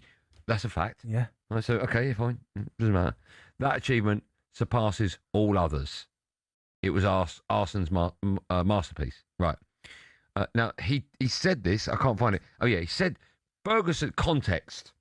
Ferguson made these remarks in a documentary about Arsene Wenger. Right? So when he says the achievement surpasses all others by Arsene Wenger. No. Not all others. No. No. No, that's a fact. No, all others. No, it's a documentary about Arsene Wenger. No, but the fact is, he said, not about Arsene. So imagine this. Imagine they're making a documentary about you, right? And they go to me, Darren Bent got 13 England caps. He played in the League Cup final, played for Spurs, played for Villa, played for Sunderland. And I went, listen, he scored. And just say for argument's sake, I'd done a lot in my career. Mm-hmm. And they come to me, we're making a doc. I go, yeah. He played for all these teams. He played for England, right? But he was a member of the 100 Club. And that is better than anything. That surpasses everything. I'm not talking about my own career. Nah, but he's talking about his own career. No, he's not, mate. So no, he's not. No, but do you know why he is? No, he's not. Do you know why he is? Because he mentioned his own career in it. No, he doesn't. I won 13 Premier League titles. Yeah. Yeah, what? Yeah, he does. No. That's me. He's not. Yeah. He does. You're misleading. What? I tell you what you're doing. You're cheating the audience out of the truth. That's what you. I know, Joe. Sorry, Joe. Just I'll repeat that quote again. There's more to the quote. Fergie also said the achievement stands above everything else. Yeah, that who did? And it was Arsenal's. Everything else. Everything else that Wenger did. It was in a Wenger documentary. No. If you, I tell you, here's the thing. If you can find where Fergie says anything else that I did, I'll agree with you. But he didn't say that. No, he didn't. That's what he meant. No, you're lying. That's what he meant. Lying. There you go, ladies and gents. No. Right there. I'm not lying. I read a quote. No. Joe, can you keep out of it? Shut up, Joe. Still to come when I was giving him a senior. It's starting to change some people's minds at Chelsea, but we're going to turn our attention now to a bit of EFL. Hull was 3-0 winners away to Preston last night, but that wasn't the story of the evening because Preston striker Osmajic was shown a straight red for a nasty headbutt on John Lindstrom after the pair had come together following a foul. He had previously been banned for 8 games for biting Blackburn's Owen Beck and later was given a 9-match ban for racially abusing Burnley's Hannibal. His manager, Paul Heckingbottom, spoke to talkSPORT after last night's game and was asked about the incident. A lack of discipline is totally unacceptable, you know. We can't do this in my time here. If he gets 3 games for that, that'd be 20 games missed. There are different issues, don't get me wrong, do you know what I mean? But sending off for a tackle or something help the team is a lot different. Is he running out of chances? Do you think I'd say that to you? I've no idea. It's just my job to ask you the question, isn't it? Yeah, worth asking. Are you concerned then that this is happening with one of your players and he's not learning his lesson? Well, that's obvious, isn't it? What do you do with a player like Osmajic? Because if he was a right back and wasn't necessarily that important at scoring goals, I think it would be an easier decision. But we know football's got no morals, so it's very difficult for a manager to sort of go, he should be kicked out of the game, it's disgusting, when we all sit here and think, actually, he should be kicked out of the game. 20 games so far he's missed through bans. Yes. What do you do? Could this be the end for him, do you think, or not? I'd say probably lack of discipline, lack of education in terms of racial issues that he dealt with earlier on in the season. I like what Heckingbottom said today about you can't trust him at the minute. Do you know what I mean? Lack of trust there. I mean, the headbutt last night is, I know Lundstrom, if you look at the incident, like drags him to the floor, but you've got to be able to kind of control yourself. Do you know what I mean? And the headbutt, I mean, listen, it's not a brutal headbutt. He doesn't go clatter. He almost drags the head down his face. And to fair to Lundstrom, he doesn't roll around as he goes down a bit and then gets straight back up. But yeah, I mean, what do you do with that? Because part of me is saying that, okay, he needs severe punishment. First of all, with the old racism thing, he needed kind of education. He needed someone to sit him down and talk to him about not even so much what's right and wrong because he's a fully grown man, but something needs to be done in terms of a workshop in terms of why this is unacceptable. Certainly, it's unacceptable anywhere, but certainly in this country, it's unacceptable. But then as well, the incident last night, I mean, that is... Like, he's been playing football for a long time. Like, he's 26 years old, so he's not a young kid. Like, you know that's not acceptable. And if you're a manager, I don't know how you can trust him. If he keeps getting himself into these kind of incidents and these kind of problems, at some point you have to go, do you know what? I know he scores goals. 15 goals he got last year. He's only got 5 this year. But at one point, as a manager, you're going to have to go, do you know what? As good as he is or is not, we're going to have to just cut ties with him and move him on.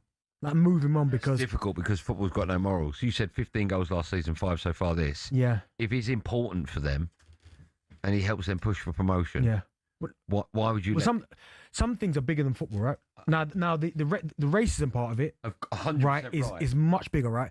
And even the headbutt, I mean, you do that on the street, you go into prison. Full stop, right? Yeah. But the fact that he's opted to do that, it's not easy to let himself down, but his teammates as well, and the manager and the whole club. And the club has stood by him, by the way, because I remember when the whole racism thing came out and Preston put out a statement, I remember thinking, why the hell are they backing him for? Are you having a laugh? Like, I know he wasn't. I know he was found guilty, but there was something not quite in terms of not legit, but it didn't add up. Not even so much added up, but he was found guilty on the basis of, I can't remember the term they used, and I remember Preston coming out and backing him, and I'm thinking, well, you've got black players in your team, so how are they going to take that? But then you stand by him and you go, right, hopefully he's learnt by that mistake, and then hopefully we can kind of trust him moving forward. And then he goes and does this. Like, at some point you have to go, do you know what, enough's enough. You have to move him on. Yeah. Let him be someone else's problem. Because what you don't want is unrest in the dressing room, right? Why are you treating him differently to how you treat me? That's the thing. I think that if you're a player, you're going, oh, now how come he's getting, like, no disrespect, he's not that good for you to go, no. Do you know what? first of all, he can never turn a blind eye to what he's been doing anyway. But he's not good enough to go, do you know what? I can understand why they're... Because he's not. But either way, it's not good enough to do it however good you are. Do you think he should be kicked out? I mean, kicked out is always a strong word. I don't ever like seeing people just get kicked out for the sake of just, I'll cancel him. Okay, do you think Preston should let go of him? I think a serious conversation needs to happen. Like, is he worth the problems that he's causing Preston? I do think there are certain rules in football that need to be a bit more stringent. Mhm. I think if you are found guilty of racism, you should be kicked out. Yeah. There's no defence for that, even ignorance, right? Well, that's the big word, ignorance. Yeah, I still don't think that's a defence. If you're not educated, that's no defence. I think, if you are guilty of racism, I don't think you should have a place in our game, in society, really. I think it's a huge problem, obviously, with society. So, he's given another chance for that. He serves his whatever match ban. He's got another ban coming up, 20 games so far. Mhm. He's costing them more than he's working for them, I think. Do you know what it is, right? And listen, this is no excuse, and not everybody. You can't always tie everyone with the same brush, right? But he's from Montenegro, right? So I've been to that region in terms of, from an economic point of view, I went over there as a black player, and they're not used to seeing people who look like me at all, right? So even though it's no excuse, coming from that region, you almost come to expect it, which is probably not the right thing, and that's where I think about the education part is so important. Now, he's obviously served his ban for the racism thing. Yeah. If he then comes back and do it again, that's ignorance. That's him going, well, I don't care about that. But you say that, D, right? You say that, like, that's maybe how he grew up. Yeah. Okay. But if we went over, for argument's sake, to Saudi, yeah, and we didn't abide by their laws and we spoke out of turn, rightly so, we would have to suffer the consequences. Of course. I do feel if you go to another country, you don't abide by their laws. Or we'd have to adapt, and if we didn't adapt, then it's... I would find out what isn't and isn't allowed in a country that I go to, whatever country that is, and I would make sure I would educate myself and I would make sure I abide by their laws. Otherwise, I would get in trouble. Yeah. I just think if you just turn up at another country and you carry on completely ignorant to what their laws are... Then you go. Yeah, I don't think that's the defence at all. But do you know what the problem is with racism? And listen, you'll never be able to eradicate it. We can make it better. We can have conversations and try and move it on. But unless you start hitting people's pockets, because that's the problem we've got, is that until racism's taken seriously in terms of a money situation, like the people at the very top will just go, it's fine. It's fine. Do you know what I mean? Until it starts hitting, like people start boycotting, it was costing money. People go, do you know what? Yeah. We need to do something about this seriously. But because it's not, and even though it's a serious issue, but people are not paying it the problems that it should be, the respect it deserves. That's why we're getting to a point, and it's like, okay, how do we take this further? Do you know what I mean? It's impossible. Like as long as we keep working it, keep having conversations, it's still going to be difficult. That's key. Preston fans, if you want to have your say, we'd love to hear from you this afternoon. 0371 722 3344. We've only got, an hour and 15 left of today's show. And somehow we're going to cram all of the following in. Still to come on our show, we'll get some breaking news for Jamie O'Hara. I was an average player. At best. We'll hear Gabby Agbono's attempt to stay relevant. 6-7. And we'll be joined by Adrian Dunham, the GOAT, ahead of another huge night of football on talkSPORT. Stuart Pearce has just bought me a big sausage. Lucky you. All that and loads more coming up on Champions League Drive with me, Andy Goldstein Darren Bent. When we come back, the best bits of talkSPORT ever in the best of talkSPORT ever.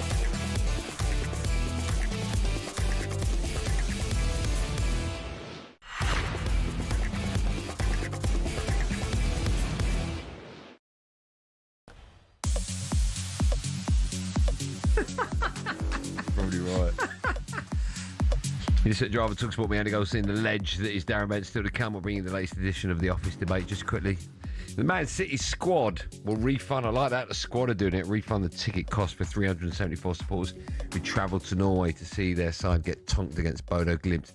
And Everton's Jack Grealish could miss up to 3 months with a suspected stress fracture in his foot. We wish him well with that. Time now for this.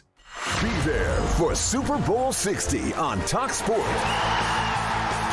Right, listen up, you lot. The Super Bowl is just a few weeks away. We're sending one of you and a mate to San Francisco on the 6th of Feb to see it live. Flights, 3 nights in hotels, spending money, and 2 seats at the game as well. The biggest event in sport, one of them.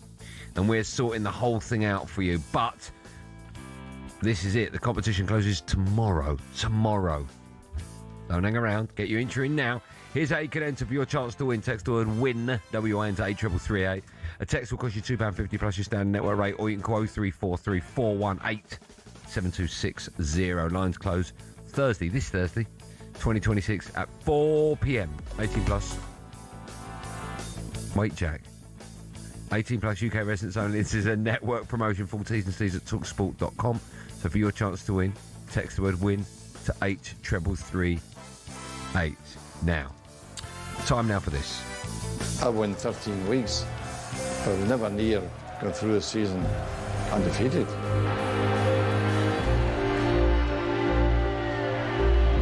The achievement, it stands aside, stands above everything else. And it was Arsenal's. Yeah, but right. See, Sir Alex Ferguson. Sir Alex Ferguson, you're right. Just go back to the last bit, right? Just go back to it's split into 2, Jack. Right? Hold on, don't play yet. Don't yet. Can you compare, Sir Alex, the achievement of going unbeaten to everything else Arsene Wenger has achieved? Now press play. You had that in there. The achievement, it stands aside. Jack, that's all we need to hear. Let's stop it, Jack. It's the same answer. Nah, it's not. It's for Arsene Wenger's stock. Complete misquote. Sir Alex Ferguson. Complete miss. There's no way Fergie. Stone's above everything else. There's no way Fergie will ever go. You see that bloke over there? He was better than me. Hey, Fergie, brilliant. Honestly. Fergie, you're a legend. This proves, by the way, how dangerous everyone the media can be. No. Right? Them behind the glass have turned it. That's not what it was. Fergie, all right? incredible. You're a disgrace, you lot. Fergie. Right? You give people like me a bad name in the press. Time now for this. Fergie, what? Honestly. They didn't say that. Misquoted. Some of the best talkSPORT friends. We run you through some of the recent moments from across talkSPORT. Let's kick things off with this morning's breakfast show. Here's talkSPORT darts semi-finalist Gabby Abonlo teaching Big Alan Brazil how to stay cool for the kids. It's like a trend, social media trend, and the kids 6'7", they put their arms up. You mean 6 or 7? They're playing. I don't know. Well, in what context did you use it? 6. I used it in 6 or 7 goals. Well, that's nothing wrong with that. Yeah, but then if you said that in front of your kids, especially younger ones, if you said that in front of your grandkids when they're a bit older, they'll say 6'7", 6'7", 6'7". I don't know, mate. I'll take your word for it, Gav. Yeah, it's not great out there, mate. All right, what do you make of the 6'7" meme? I mean, it's just I don't quite get it, but all right, yeah. Why don't you get it? 6'7", that's what I mean. 6'7". Yeah, I get it. Why? What does it mean? Why not? Why not 5'6"? Because it's the kid. If you look back through history of people talking, for some reason, people always said 6 or 7. Like, how many weeks you been at 6 or 7? How many goals? 6 or 7? Everything. So they've now taken that and used it as 6, 7. Okay. It means, like, I'm not sure. 6, 7. Right. Who at talkSPORT do you think is the most embarrassing dad? That's a tough one. The most embarrassing dad would be, I'm thinking in the. That's tough because to their kids they're not embarrassing. No, right? exactly. Yeah. Tough one. What's your least favourite thing about the younger generation? Just the conversation. They can't have one because they're head buried in their phones, man. Yeah. Lack of understanding about money. Can I have that? Can I have that? Can I have honestly, my kids are the worst for that. The worst for that. Terrible, isn't it? Dad, can I have this? No. Yeah, but you go, yeah. Do you want a quad bike? Oh, you broke the telly. Do you want another one? Listen, I didn't buy the quad bike. Santa did. Oh, yeah, good point. For more is it Gen Z lingo, Gabby and Big Al be back. Same time, 6 a.m. tomorrow. Onto the sports bar is a bold statement from Jamie the Chunk O'Hara. I was an average player. Yeah. I'm not going to deny that. Yeah, I was an average player, but I could play in the Premier League. I was average. Why are you looking at me like that? No, I'm saying. You wanted me to go, no, you weren't. You was better than average. No, I don't. I agree with you. I was an average player. Right? Go on. I have my moments. You had some good moments, though. I think I would be above average now. Do you reckon? Yeah, mate. 100%. How much would you pay for a Prime O'Hara? Well, how long has he got left on his contract? A year. No, 2 years. Okay. 2 years. I'm going to say no more than 35. Well, Conor Gallagher... Hold on, maybe 40 quid. Well, Conor Gallagher is better, and he went for 35. Yeah. Nowadays, O'Hara probably... You'll get change out of 10. 10p. Okay. 10 million? I reckon 10 million. If you were O'Hara's You're manager... a squad player, right? Yeah. Yeah. If you were O'Hara's manager back in the day, what would you be telling him? Don't get another manager. I'm embarrassed. What's something you're above average at? Oh, I mean, how long have you got? Everything. I don't know about that. Hair? Yeah, okay. Hair above average. Your paddle is below average. Comedy above average. What? Dress sense above average. Timing above average. That Sports Bar returns at 10:15 tonight with Jamie O'Hara and Jermaine Pennant. And if you're missing Jason Cundy, make sure you check out 20 or don't. Oh, no, I ain't saying that. 20 minutes ago. Nah, don't bother. By the way, the most downloaded podcast that talkSPORT Why do you keep saying that? It's a fact, it's getting bigger and It's bigger. not. This week, if you download it, you're guaranteed to get a brand new Rolls Royce. 300,000 Jack, I don't know why it has to lie. per day for the rest of your life. A small island, and we're going to throw in a little terrier dog called Stuart. Right, by the way, in case we get sued, that's all a lie. Let's finish with a little bit of weekend breakfast show. Is Big Tony Cascarino describing getting pulled over? What?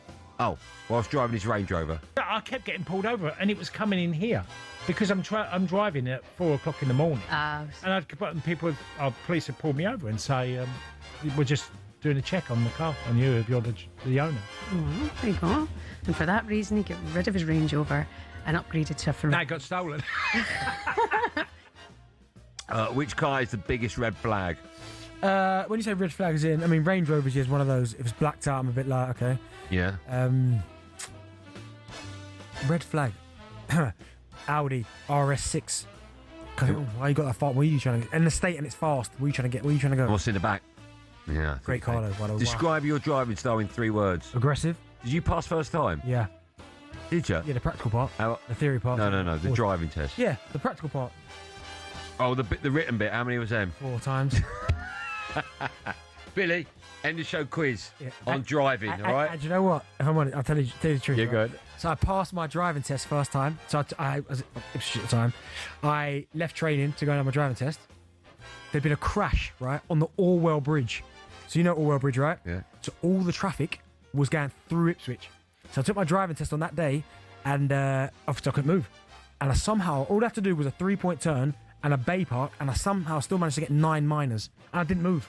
I was stuck in traffic. 9 miles, what does that mean? So obviously, I think 12 or something. If you get 12, you fail. I don't know what you took 9 minors. What does that mean? So if you get 12 minors, like things minus. Wrong. Yeah, minus wrong. Minus, right? Yeah, you don't pass. Right. And I drove probably for about 2 minutes. I was stuck in traffic, and I still managed to get 9 minors. 9 minus. Yeah, okay. You know what I'm talking about? You're saying minus, like you said, like you hit 9 kids. Like I'm not saying 9 biscuits, am I? You know what I'm talking about? Is it minus? How are you spelling it? Minus. M-I-N-O-R-S. What I've been just saying. I said minus, and you hit minus. Forget it. Cool, the story. That's a great story. Let me write that down. Jack, go to the break. Let me write that down. Still managed to get 9 minors. That's a great story. I'll tell the boys. You know, Ant, you're right. Benty, tell Andy. That's a great story. No, Ant's right. Benty, tell Andy to give up his repetitive jokes. Not funny. First time he made them. Well ad-libbed. No, well, really Ant. good. Love it, Ant. When we come back, we'll be regurgitating the 9 minors story from Darren Bent in case you missed it. Jack, you got no 21 minutes to go. And of course, or anything make sure you download 21 minutes I wouldn't. to go. Where this week we'll be talking about 100 Club member Darren Bent and his boot room. First official Darren Bent Jack. boot room. What are you talking about in the boot room, Darren Bent? What are you talking about in the boot room, Darren Bent? See, it's 9 minors. I kept saying minors. With me, Darren Bent, on talkSPORT. Yeah. Darren Ambrose, your shoes look good. More from me and DB in the last hour of our show, Drive. He's coming up right after this. Excited for the brand new show. Your trainers are looking well as well, so that's a good thing for you.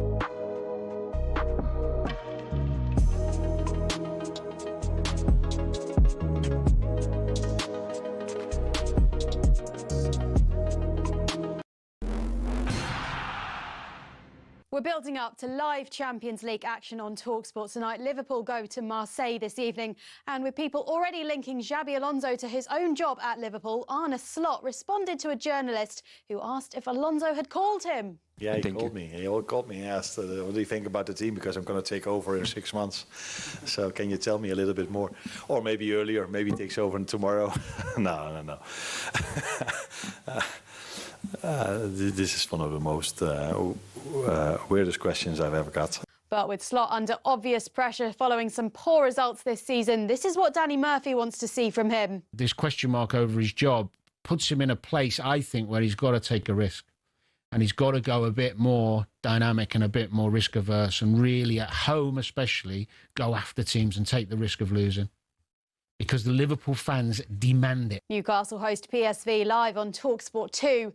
Now, do Man City need to part ways with Pep to find their way back to their best? Gabby Agbonlahor is not ruling it out. Maybe they need a fresh change. I mean, I would be surprised if he left the way he's spending. I mean, to bring in Guehi and Semenyo, Haaland signed a new deal. But I just look at his body language. I look at the team not responding to him at the moment, Al. Their shock defeat to Bodo Glimt means they face a crucial final Champions League game against Galatasaray next week. City say they're going to refund fans who travelled to Norway for that defeat. In transfer news, Jean-Philippe Mateta's told Palace he wants out. Bournemouth have agreed a deal for 19-year-old Brazilian Ryan, and Aston Villa have asked AC Milan about Ruben Loftus-Cheek's availability. Elsewhere today, Man United have reportedly agreed a deal to create a TV show about the club's history in the style of The Crown. It's reported the club would get a multi-million-pound cash out from it.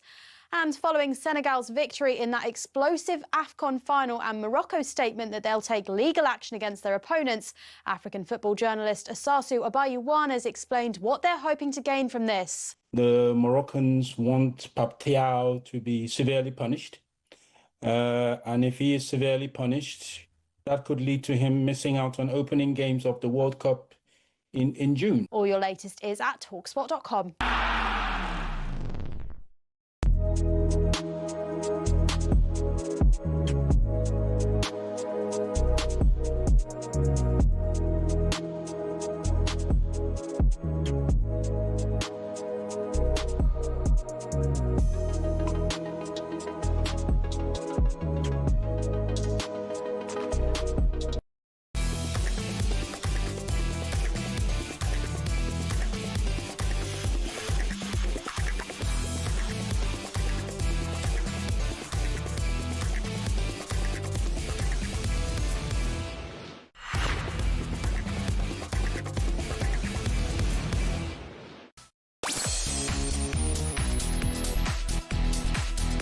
Well, back to the last hour of Champions League Drive on talkSPORT with me, Andy Goldstein, and the super driver that is Darren Bent.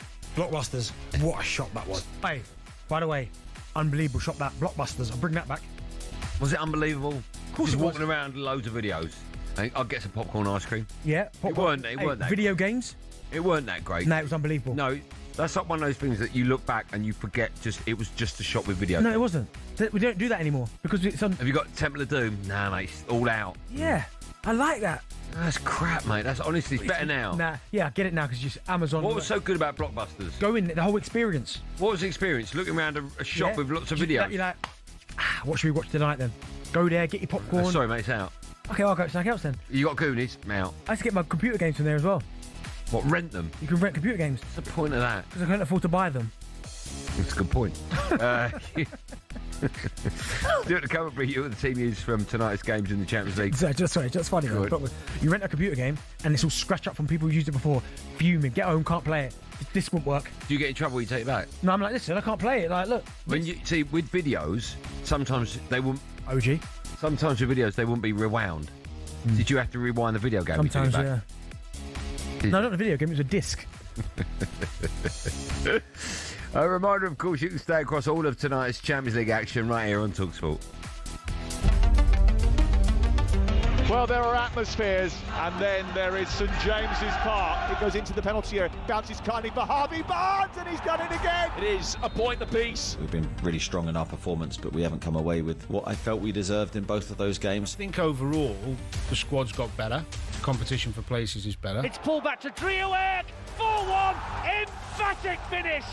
His second, PSV's fourth. I think it's a really hard game. Marseille are playing good football. They're scoring buckets of goals. Goes in towards the near post, and it's Aubameyang again, getting across his marker. And there have been some boos as Liverpool have not got it over the line. That's their aim, is a top four and maybe on the way win silverware.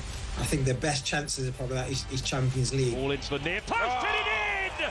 Virgil van Dijk rises highest. They seem to have turned a bit of a corner after a real sticky period, but tonight's a real test for them. Oh yeah, follow us at 7 Adrian Domo's live coverage of Marseille against Liverpool in the Champions League over on talkSPORT 2. You can hear Newcastle against PSV. And of course the easiest way to stay across everything is simply by downloading the talkSPORT app, and we'll keep you updated with Chelsea's game at home to Paphos. In fact, we'll stay with that because their boss Liam Rossini has been speaking to the media ahead of the game. We discussed managing in the Champions League for the very first time. Your dream, as whether you're a player or a coach or a manager, is to be at the very top of the game. The Champions League is a signal of that. It's not about me. It's not about me or my ambitions. I'm proud to be here, like I've said before. My focus is on winning the game. My focus is on being successful here. So I'm preparing the game like we would for any game to make sure we put in the best performance to give us the best chance of winning the game. 3 games for he in charge of Chelsea, 2 wins so far against Brentford and Charlton. His side have scored 10 goals. What have you made of Liam Rossini's start to life at Chelsea? Yeah, he's done all right. He's done okay. I mean, beating Charlton. I mean, they were always going to do that, but yeah, it was to put 5 past them. Yep, I thought Arsenal were a better side in that cup game, but you give yourself a small chance by getting those 2 goals. The substitution, bringing Garnacho on, made a real impact, and then they beat Brentford. All he can keep doing, he'll know. And listen, he's an intelligent guy. He'll know that he wasn't everybody's first, second, third pick in terms of being a Chelsea manager, but it's challenges, and he wants to prove to people that he's good enough to manage at the highest level and go to a club like Chelsea.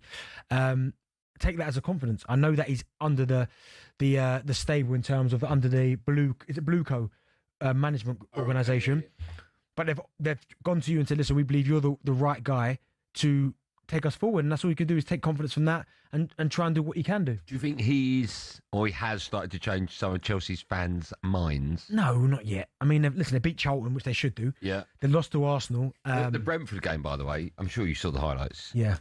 Brentford should have had a handful of goals. Yeah, they're defending. In fact, they're defending and going forward. I didn't think they were that good at all, Chelsea. No, they weren't. But you got the result. And yeah, you're right. You build on that. Now, he's obviously got Paphos tonight at home.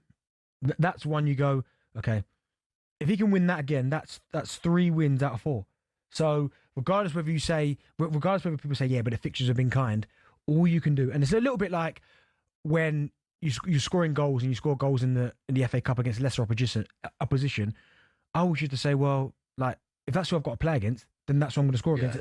Let people talk about all the but look, it's again, who cares? Because if I didn't score, then you'd be like, see, not good enough. Yeah. All he can do is win the games that are in front of him. And if it's like you look at their matches, they've got Paphos. What who they got after that?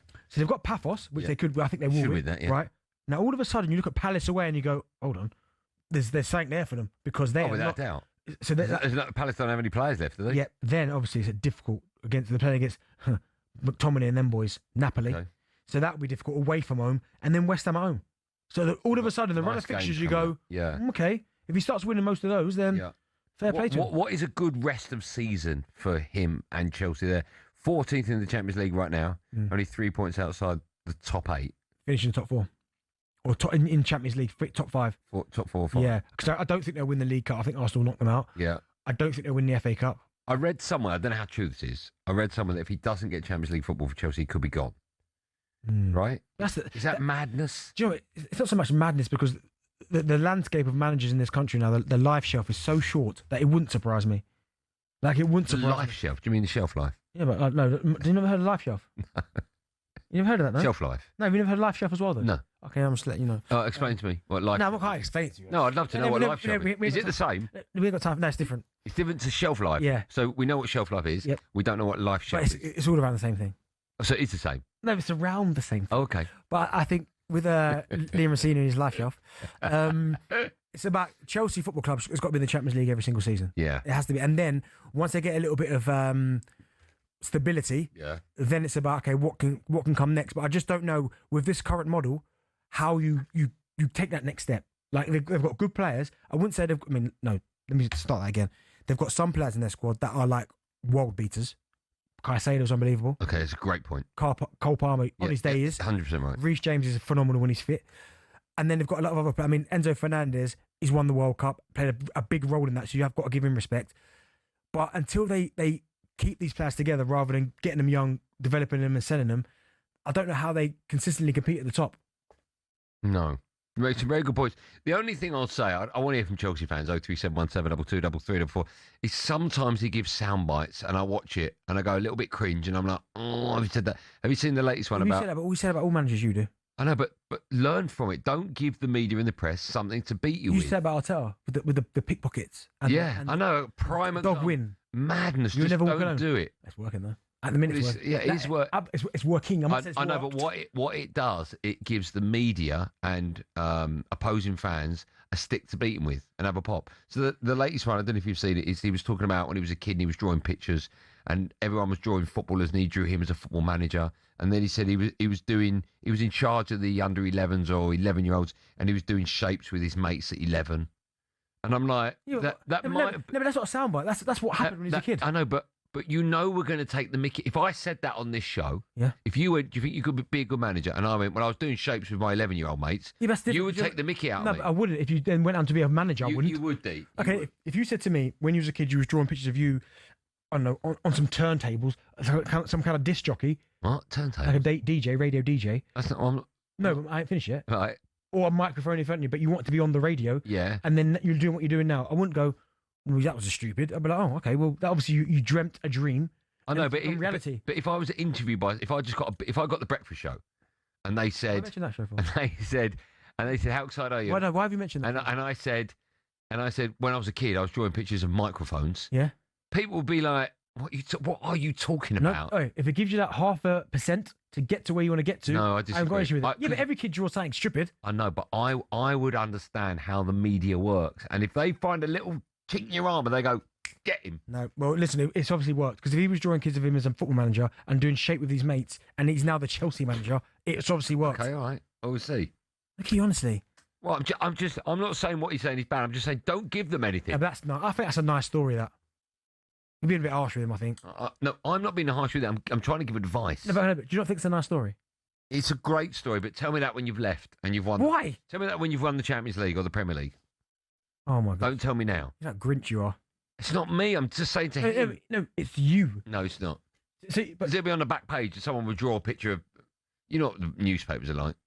I'm just giving it a friendly advice. I think it's a lovely story. I'd like to hear more of that. But get him on 21 minutes. Chelsea. Maybe you can get him on your radio show and have a look at his trainers. Chelsea fans would take a call about the manager, Liam Rosenior. Is he starting to change your minds? And also, what do you make of his life shelf? 03717223344. Right, we'll take your calls in just a moment. It's a big night in the Women's League Cup this evening. Chelsea take on Man City, and we'll have Ian Abrahams watching Arsenal against Man United. In fact, the Moose has got team news for us now. Moose, good evening to you. Good evening. Arsenal make 5 changes from their win here over Villa in the FA Cup on Sunday. Out go Fox, who was injured, Catley, Little, who scored and made one as well, Mead and Blackstenius, the other goal scorer. Hines, Cordina, Pelova, Ford and Marnham come in. 5 changes for United as well, who won 5-0 in the Cup at the weekend. Lundqvist, Turner, Norland, Marlon and Sherlock go out. So Riviere, Sandberg, Janssen, Vegerheim and Elizabeth Turland up front come in for United. As you say, winners play Man City or Chelsea in the final at Ashton Gate. It's Arsenal against Manchester United at a very wet Meadow Park. Cheers, Miss. What are you going to say? No, I was looking at, they were doing the advert, the promo for Man United versus Arsenal. Yeah. You forget how great some of those games were. The Keane Vieira in the tunnel. Yeah, that's such a big game on Sunday. Unbelievable that was. I've said to Mrs. G, if I didn't even say have we, I went, if we've got plans Sunday, cancel them. It's Arsenal Man United. And she was like, have to watch that. Got to be in for that one. When we come back, we're talking about Chelsea and Liam Rosenior and his life shelf. 03717223344. You can come on National Radio and have your say after this, Chelsea fans.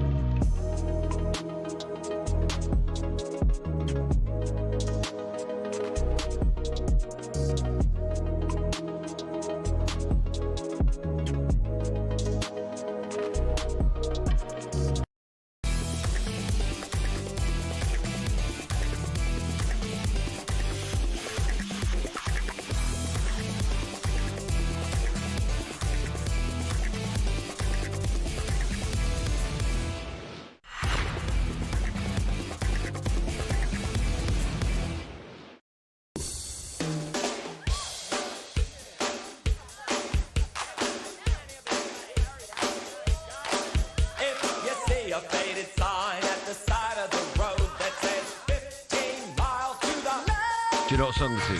Love Shack. Love Shack. Do you know why we're playing it? No, why? What's it called again? Love Shack. Jack thinks it sounds like Life Shelf. I said, why are you playing it? He went, Life Shelf. There's a song out there called Life Shelf. Love Shack, Life Shelf. I mean, there's nothing there. Jack. I promise you there is. I'll find you a track right now. I don't think there is. Still to come, we'll bring the latest edition of the Office Debate. It's a good one, that is. Bentley doesn't even know what it is. Just quickly, Philippe Mateta, Jean-Philippe Mateta has told Palace he wants to leave following... Honestly, Palace. Juve and Villa. What's happening? What's happening there? I know. Ironically, the one who wants to go, the manager can't. Ajax have asked about signing Manuel Ugarte on loan from Man United. I'll do the deal there. Ajax, you can have him. There you go. Deal done. Right, we're taking your calls. Liam Rossini, is he starting to change your minds, Chelsea fans? Harry is a Chelsea fan. Join us now. H? Hello. How are we, boys? We're good. Good, mate. You? Are you a policeman?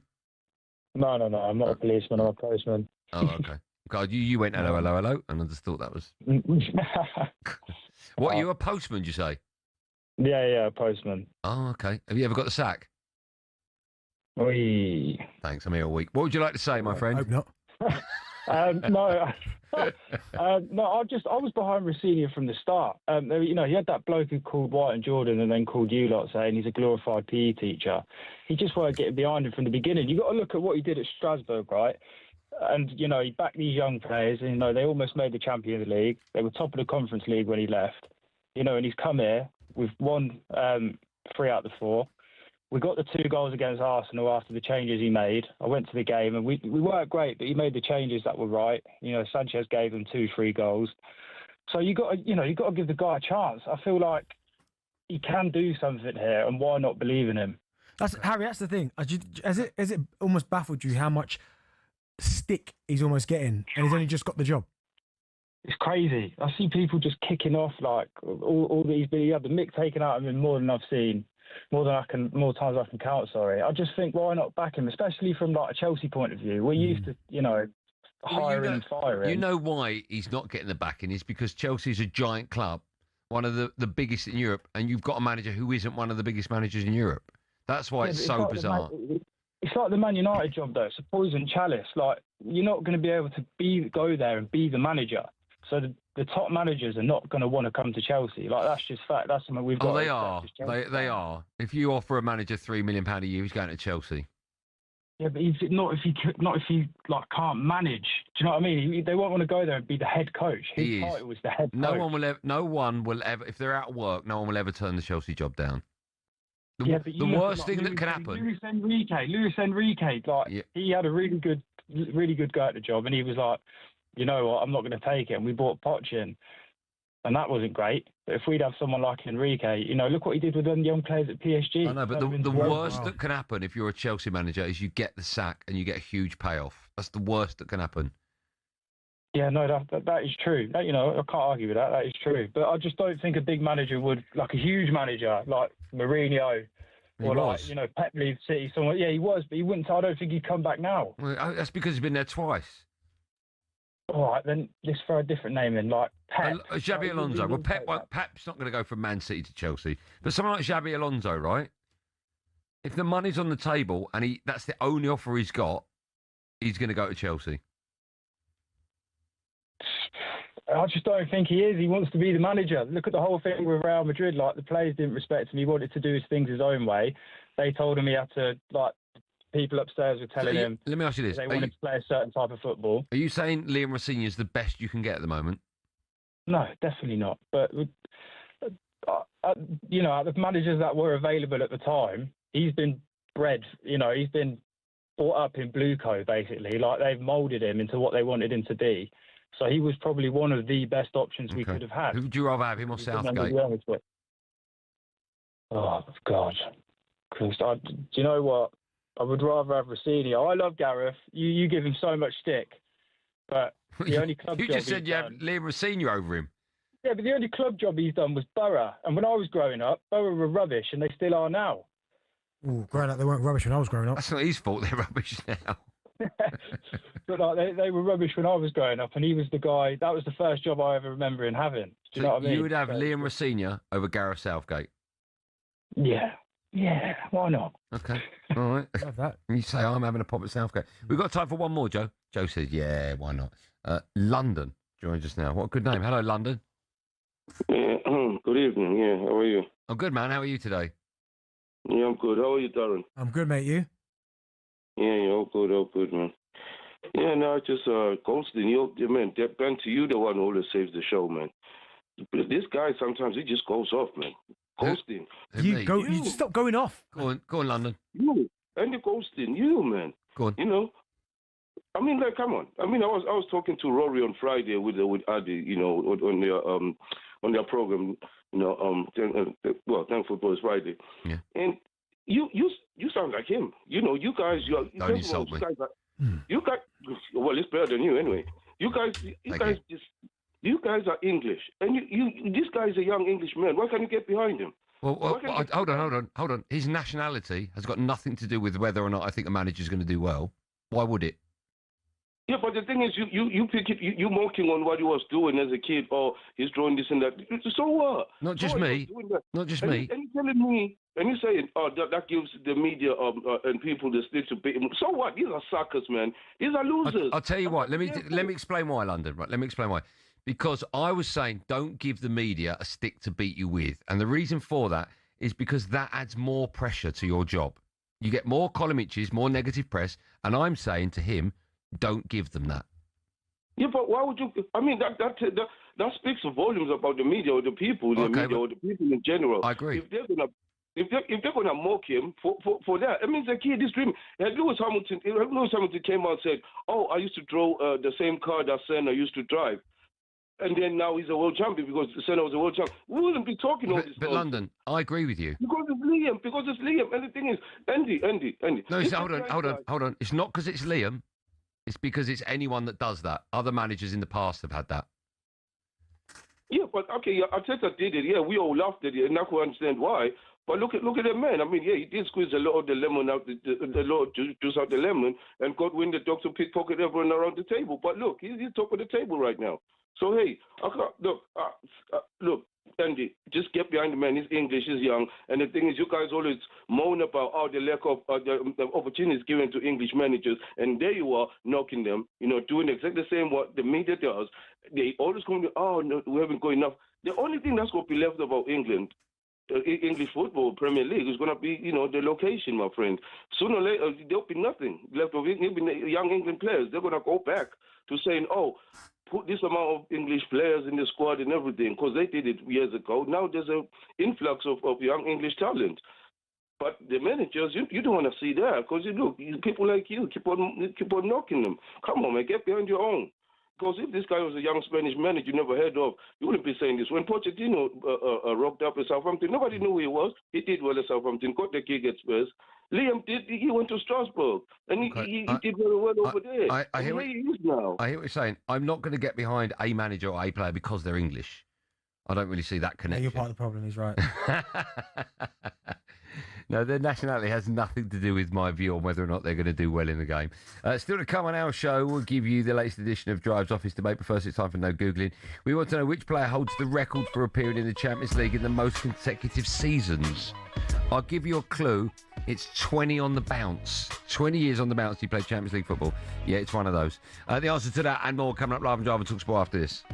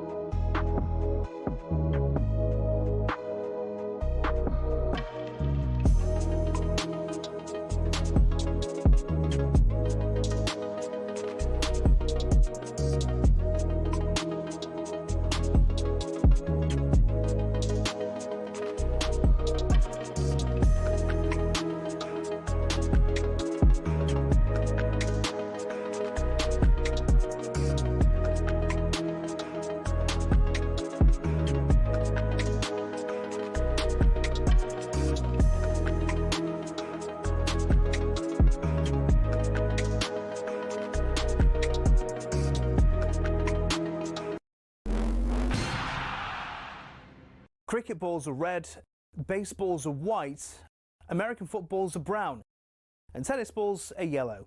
We don't even think about it really, but the story behind the tennis ball is actually quite interesting and even involves Sir David Attenborough. I know, here's the tale. Tennis has its roots in 12th century France when people used to make balls from all sorts. Cork, wool, chalk, animal fur and even human hair. Uniformity was found centuries later when people started making balls out of something called vulcanized rubber, invented in the US. But the balls kept on breaking, so a British lawyer, who also loved tennis, suggested they put a flannel covering on the outside, and thus the tennis ball as we know it was born. One problem, it was either white or black. And when the controller of BBC Two, Sir David Attenborough, decided Wimbledon would be shown in colour on the BBC in 1967, no one could actually see the balls on telly. So the International Tennis Federation went away and created a new colour called Optic Yellow, which would show up without the need for a 4K LED display. Not that anyone had that in the 1960s, of course.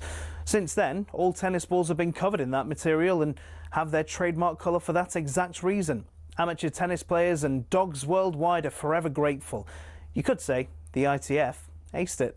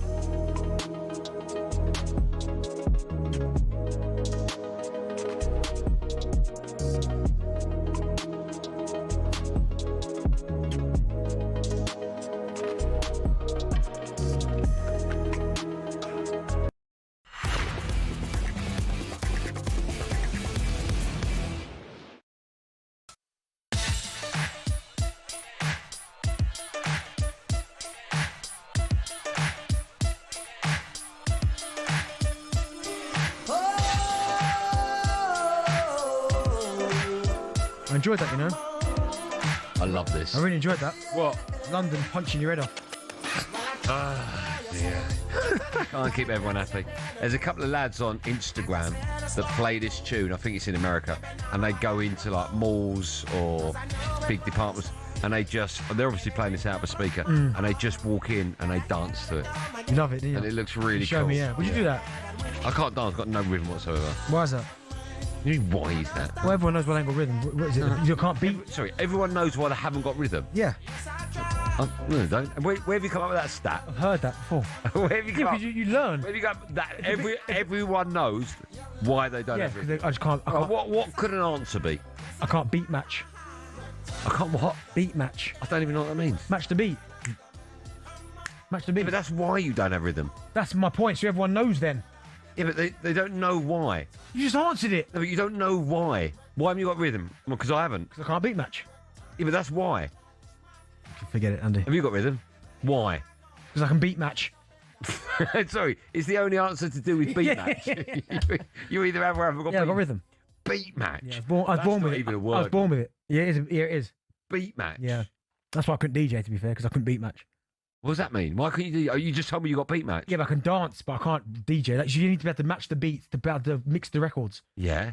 Can't So do it, if you got beat match in your dance, why haven't you got beat match in your arms? Couldn't do it, man. I tried, practiced. Your armless beat match. No, DJing, yeah. Struggling. You can't beat match in your arms. My mate, Maybe I could... 173, who you met in New York. Shout out Ozzy. I know he's in New York now. He probably can't hear this, but still. Yeah. He tried to teach me for months. So could it be possible that I can't dance because I've got no beat match, but I can DJ because I've got beat match in my arms? Yeah. Get the. You ain't got an iPad, have you? Yeah, not here though. Get the DJ app. Yeah. Get your little turntables on there.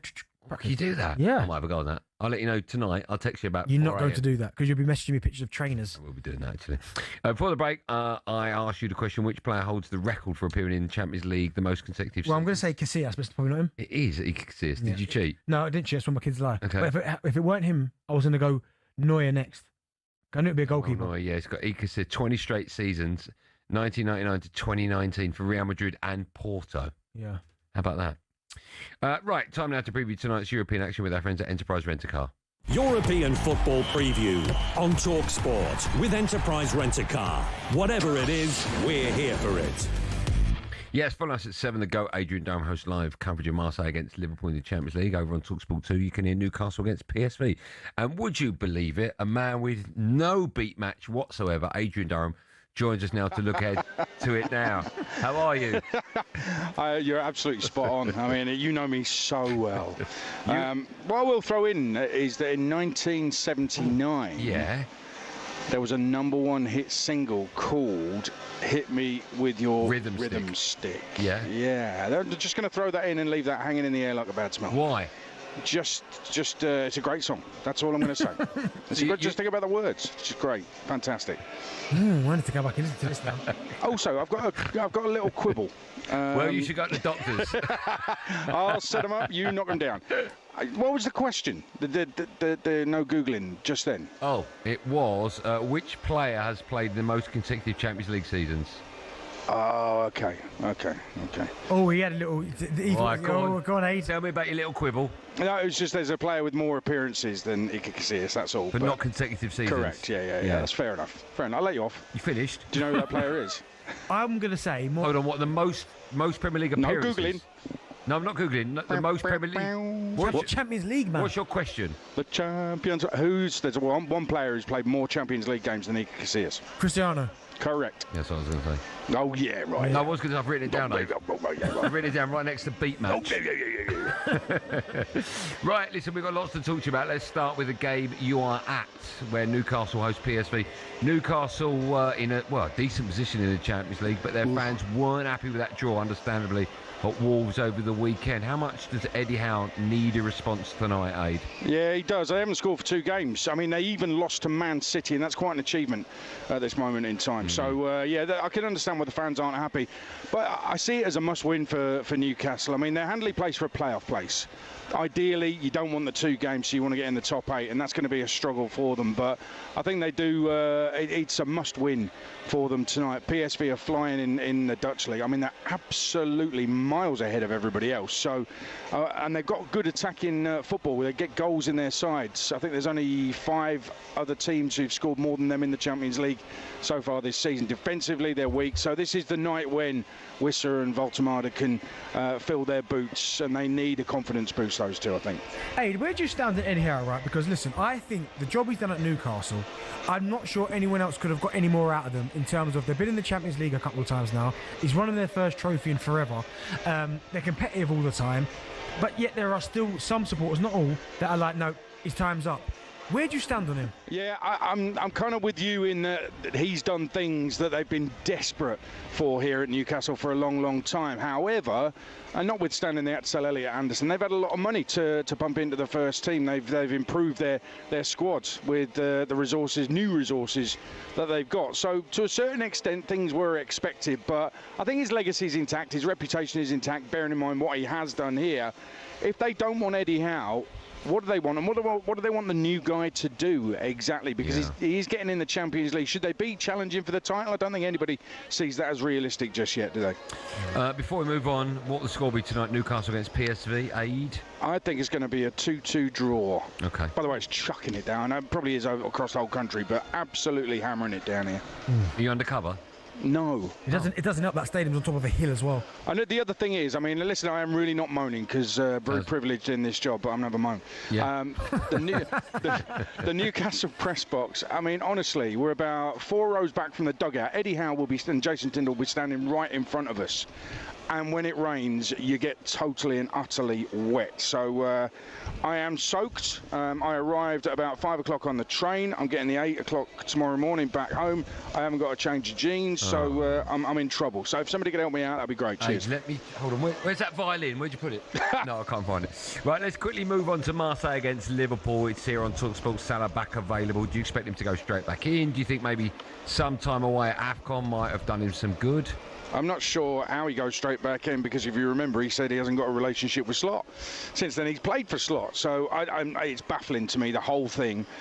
He scored 4 goals at AFCON. So if he's fresh and available, if he's fit and ready, I would stick him in the side because I think theirs is a must-win as well. Not necessarily because, you know, that if they don't win, they're in big trouble in terms of top 8. I think it's more of a must-win for Arne Slot and, you know, his future because the fans are seriously questioning Arne Slot now. The football's pedestrian.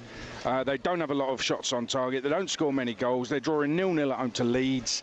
Stuff like that. You know, they're drawing with Wolves. It's not good for Arne Slot right now. And I think he has to come up with a statement win tonight, I believe. Finally, your views on Chelsea. They host Paphos at the Bridge. What have you made of life under Liam Rosenior? I thought they were very lucky to beat Brentford. I said that. Crikey. I mean, but if you are going to, you know, what's wrong with a lucky manager? Yeah. You know, there's nothing wrong with that. So he's got to still prove his worth, but he's had 3 games in 3 different competitions. It's a 4th game in 4 different competitions tonight. So that's it. That's the one. Was that real or is that a sound effect? I'm not going to lie to you. I didn't know what was going on there and it scared me. It sounds like it's raining there now, quite heavy. Listen, you just got to give him time, haven't you? It's a questionable appointment, but let's see how he gets on. Aid, keep dry. We love you. See you soon. Cheers, Aid. Great work as always from the GOAT, Adrian Durham. A big night of football live right here on the talkSPORT network. That was a look at tonight's European action with our friends at Enterprise Rent-A-Car. Whatever it is, they're here for it. European football preview on talkSPORT with Enterprise Rent-A-Car. Here for it. Book now at enterprise.co.uk. What's the best superpower? Are there more screens or windows in the world? How long would it take to drink all the water in the world? Would you rather have 4 arms or 4 legs? What's the best pint? How many ants could win a fight against a man? The Office Debate on Drive. Yes, we've only got a couple of minutes on this Drive's Office Debate, where every Wednesday Ben and I discuss the big topics which have been debated here at talkSPORT Towers in the office behind me over the last few days. It says here we need someone to call in. I don't think we've got time for that, but what we'll do, we'll have our little debate, and Billy, when he comes in for the end of show quiz, can give us the definitive answer, okay? Today's debate is a big one. Should pets be allowed to sleep in the bed? Right? Now, I have got, of course, Dr. Scooter Frank, my dog, and every night when we're going to bed, when the lights go off, up he gets, runs upstairs, jumps on the bed, on my bed, right in the middle, pretends to go to sleep, goes to sleep. I get into bed, he sort of moves about, lies on the bed for the whole night, and I absolutely adore it. And you can only understand this if you own a dog, because your dog is your child. I've got a question for you. Yeah. Because I'm very much against that. I know you are. Right, so your dog will go outside. Yeah. I'm sure it gets a bit dirty. Do you bath him every night? Yeah. You liar. No, I don't. No, I don't. Do you let him get in a bit dirty? No. So when he's only little, my dog. He's only little. I don't care how small he is. I'm going to answer the question. So when he comes in, there's a big towel by the back door. And every time he comes in, I pick him up because he's quite small. And I wrap the towel around him. I swear to God, this is true. And I dry his feet. Okay, but he still gets dirty, right? Like he doesn't really get dirty. But when you come in, you don't really get dirty, but you still shower. Yeah. He's a dog, mate. I don't. What does that mean? I don't eat my food off the floor. Or cock my leg on the door. No dirty animal should be on the bed. Yeah, but this is the difference. When you've got a dog, it's like your child. Imagine if I had a son and he wanted to sleep on the bed, he would be allowed. And I see my dog, as most people do that are dog owners, as their children. You don't see it as your children. I swear to you, I do. Gabriel. Oh, sorry. I hope your kids are listening. No, but they know they treat the dog as their brother. Do you know what's funny? I swear to you, if one of your kids was laying on your bed, you could get up, go to your room. I would do that. But you keep the dog on the bed. Yeah, I do. I would do that. Because the kids have got their own room. I think it's a no-no. Yes, so's the dog. No, he hasn't. Yeah, he has. He sleeps anywhere he wants. Utility. No, that's not his name. Billy, you can answer the question: should dogs be allowed on the bed, or even in Bentley's case, in the house? No, but has he got a pet, Bill? Well, we'll find out in a minute. He's got a couple of cats, hasn't he? All right. Tom and Jerry, I think they're called. When we come back, Billy will be in the studio for the end of the show quiz, and he can answer the big question, today's office debate: should pets be allowed in the bed?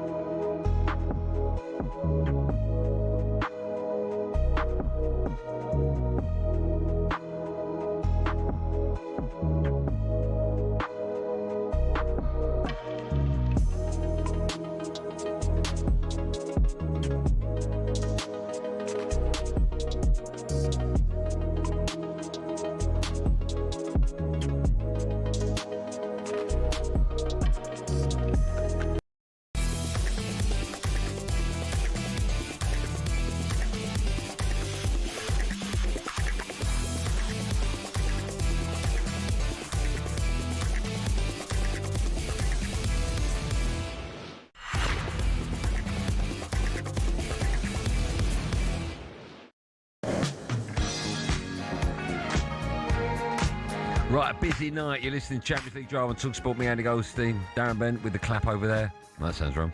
Follow us at 7, Adrian Damo's live coverage of Marseille against Liverpool in the Champions League. He was clapping. Team news for that is in. Jim Proudfoot has all the details. Jim, good evening.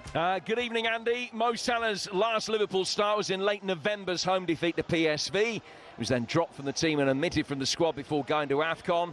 But having missed the last 12 games, he's recalled tonight in place of Cody Gakpo, with Florian Wirtz swapping flanks. The other big decision for Arne Slot was who partner Van Dijk, because Konate's away on family leave, so Joe Gomez makes only his third start at centre-half this season. The third change sees Alexis McAllister recalled in midfield, and Curtis Jones is the man that makes way. So it's Alisson in goal, Frimpong, Gomez, Van Dijk and Kirkes, Szoboszlai, Gravenberch and McAllister, Salah, Ekitike and Wirtz. And Liverpool know that a defeat will all but end their hopes of a top 8 finish. Marseille still need a point to guarantee they won't be knocked out altogether. They include Mason Greenwood, their top scorer with 20 goals in 26 games. Stuart Pearce is alongside me. We kick off at 8. It's Marseille against Liverpool here on talkSPORT. Thanks, Jim. Over on talkSPORT 2, Newcastle, they host PSV. Cameron Pope has all the team news ahead of that one. Pope, good evening. Good evening. Newcastle's final home game of the league phase, and the fate is in their hands. One change made by Eddie Howe from the draw at Wolves. Johan Wissa comes into the side. Nick Voltemade drops to the bench. Those two struggling for goals. So it's Pope in goal, a back four of Trippier, Chow, Botman and Hall, and then Bruno Guimaraes, Tonali, Joe Linton in midfield, Barnes, Wissa and Gordon up front. Newcastle versus PSV, kick-off at 8. Full commentary with Dean Ashton and myself on talkSPORT 2. Thanks, Cameron. Finally, Chelsea, they're up against Paphos at Stamford Bridge. Alex Crook has all the team news. Crookie Monster. Good evening. It's another first for Liam Rosenior as he takes charge of his first ever Champions League game. The Chelsea boss makes 6 changes from the side that squeezed past Brentford here in the Premier League on Saturday, with Cole Palmer rested from the squad completely. It's Jorgensen in goal, a new look back four of Gusto, Badiashile, Fofana and Harto, Caicedo and James in midfield, with Pedro Neto, Fernandes and Garnacho in behind Liam Delap up top. David Luiz, I should say, won this competition with Chelsea. He starts on the bench for Paphos. The hosts need to win here and probably in Naples next week if they're to finish in the top 8. They take on the Cypriot minnows Paphos. Cheers, Crookie. No Louises, that's what I say. One more. Billy's in the studio. You up, Bill? Evening. How are you? We're up against it. How's your day been? Really good, really good.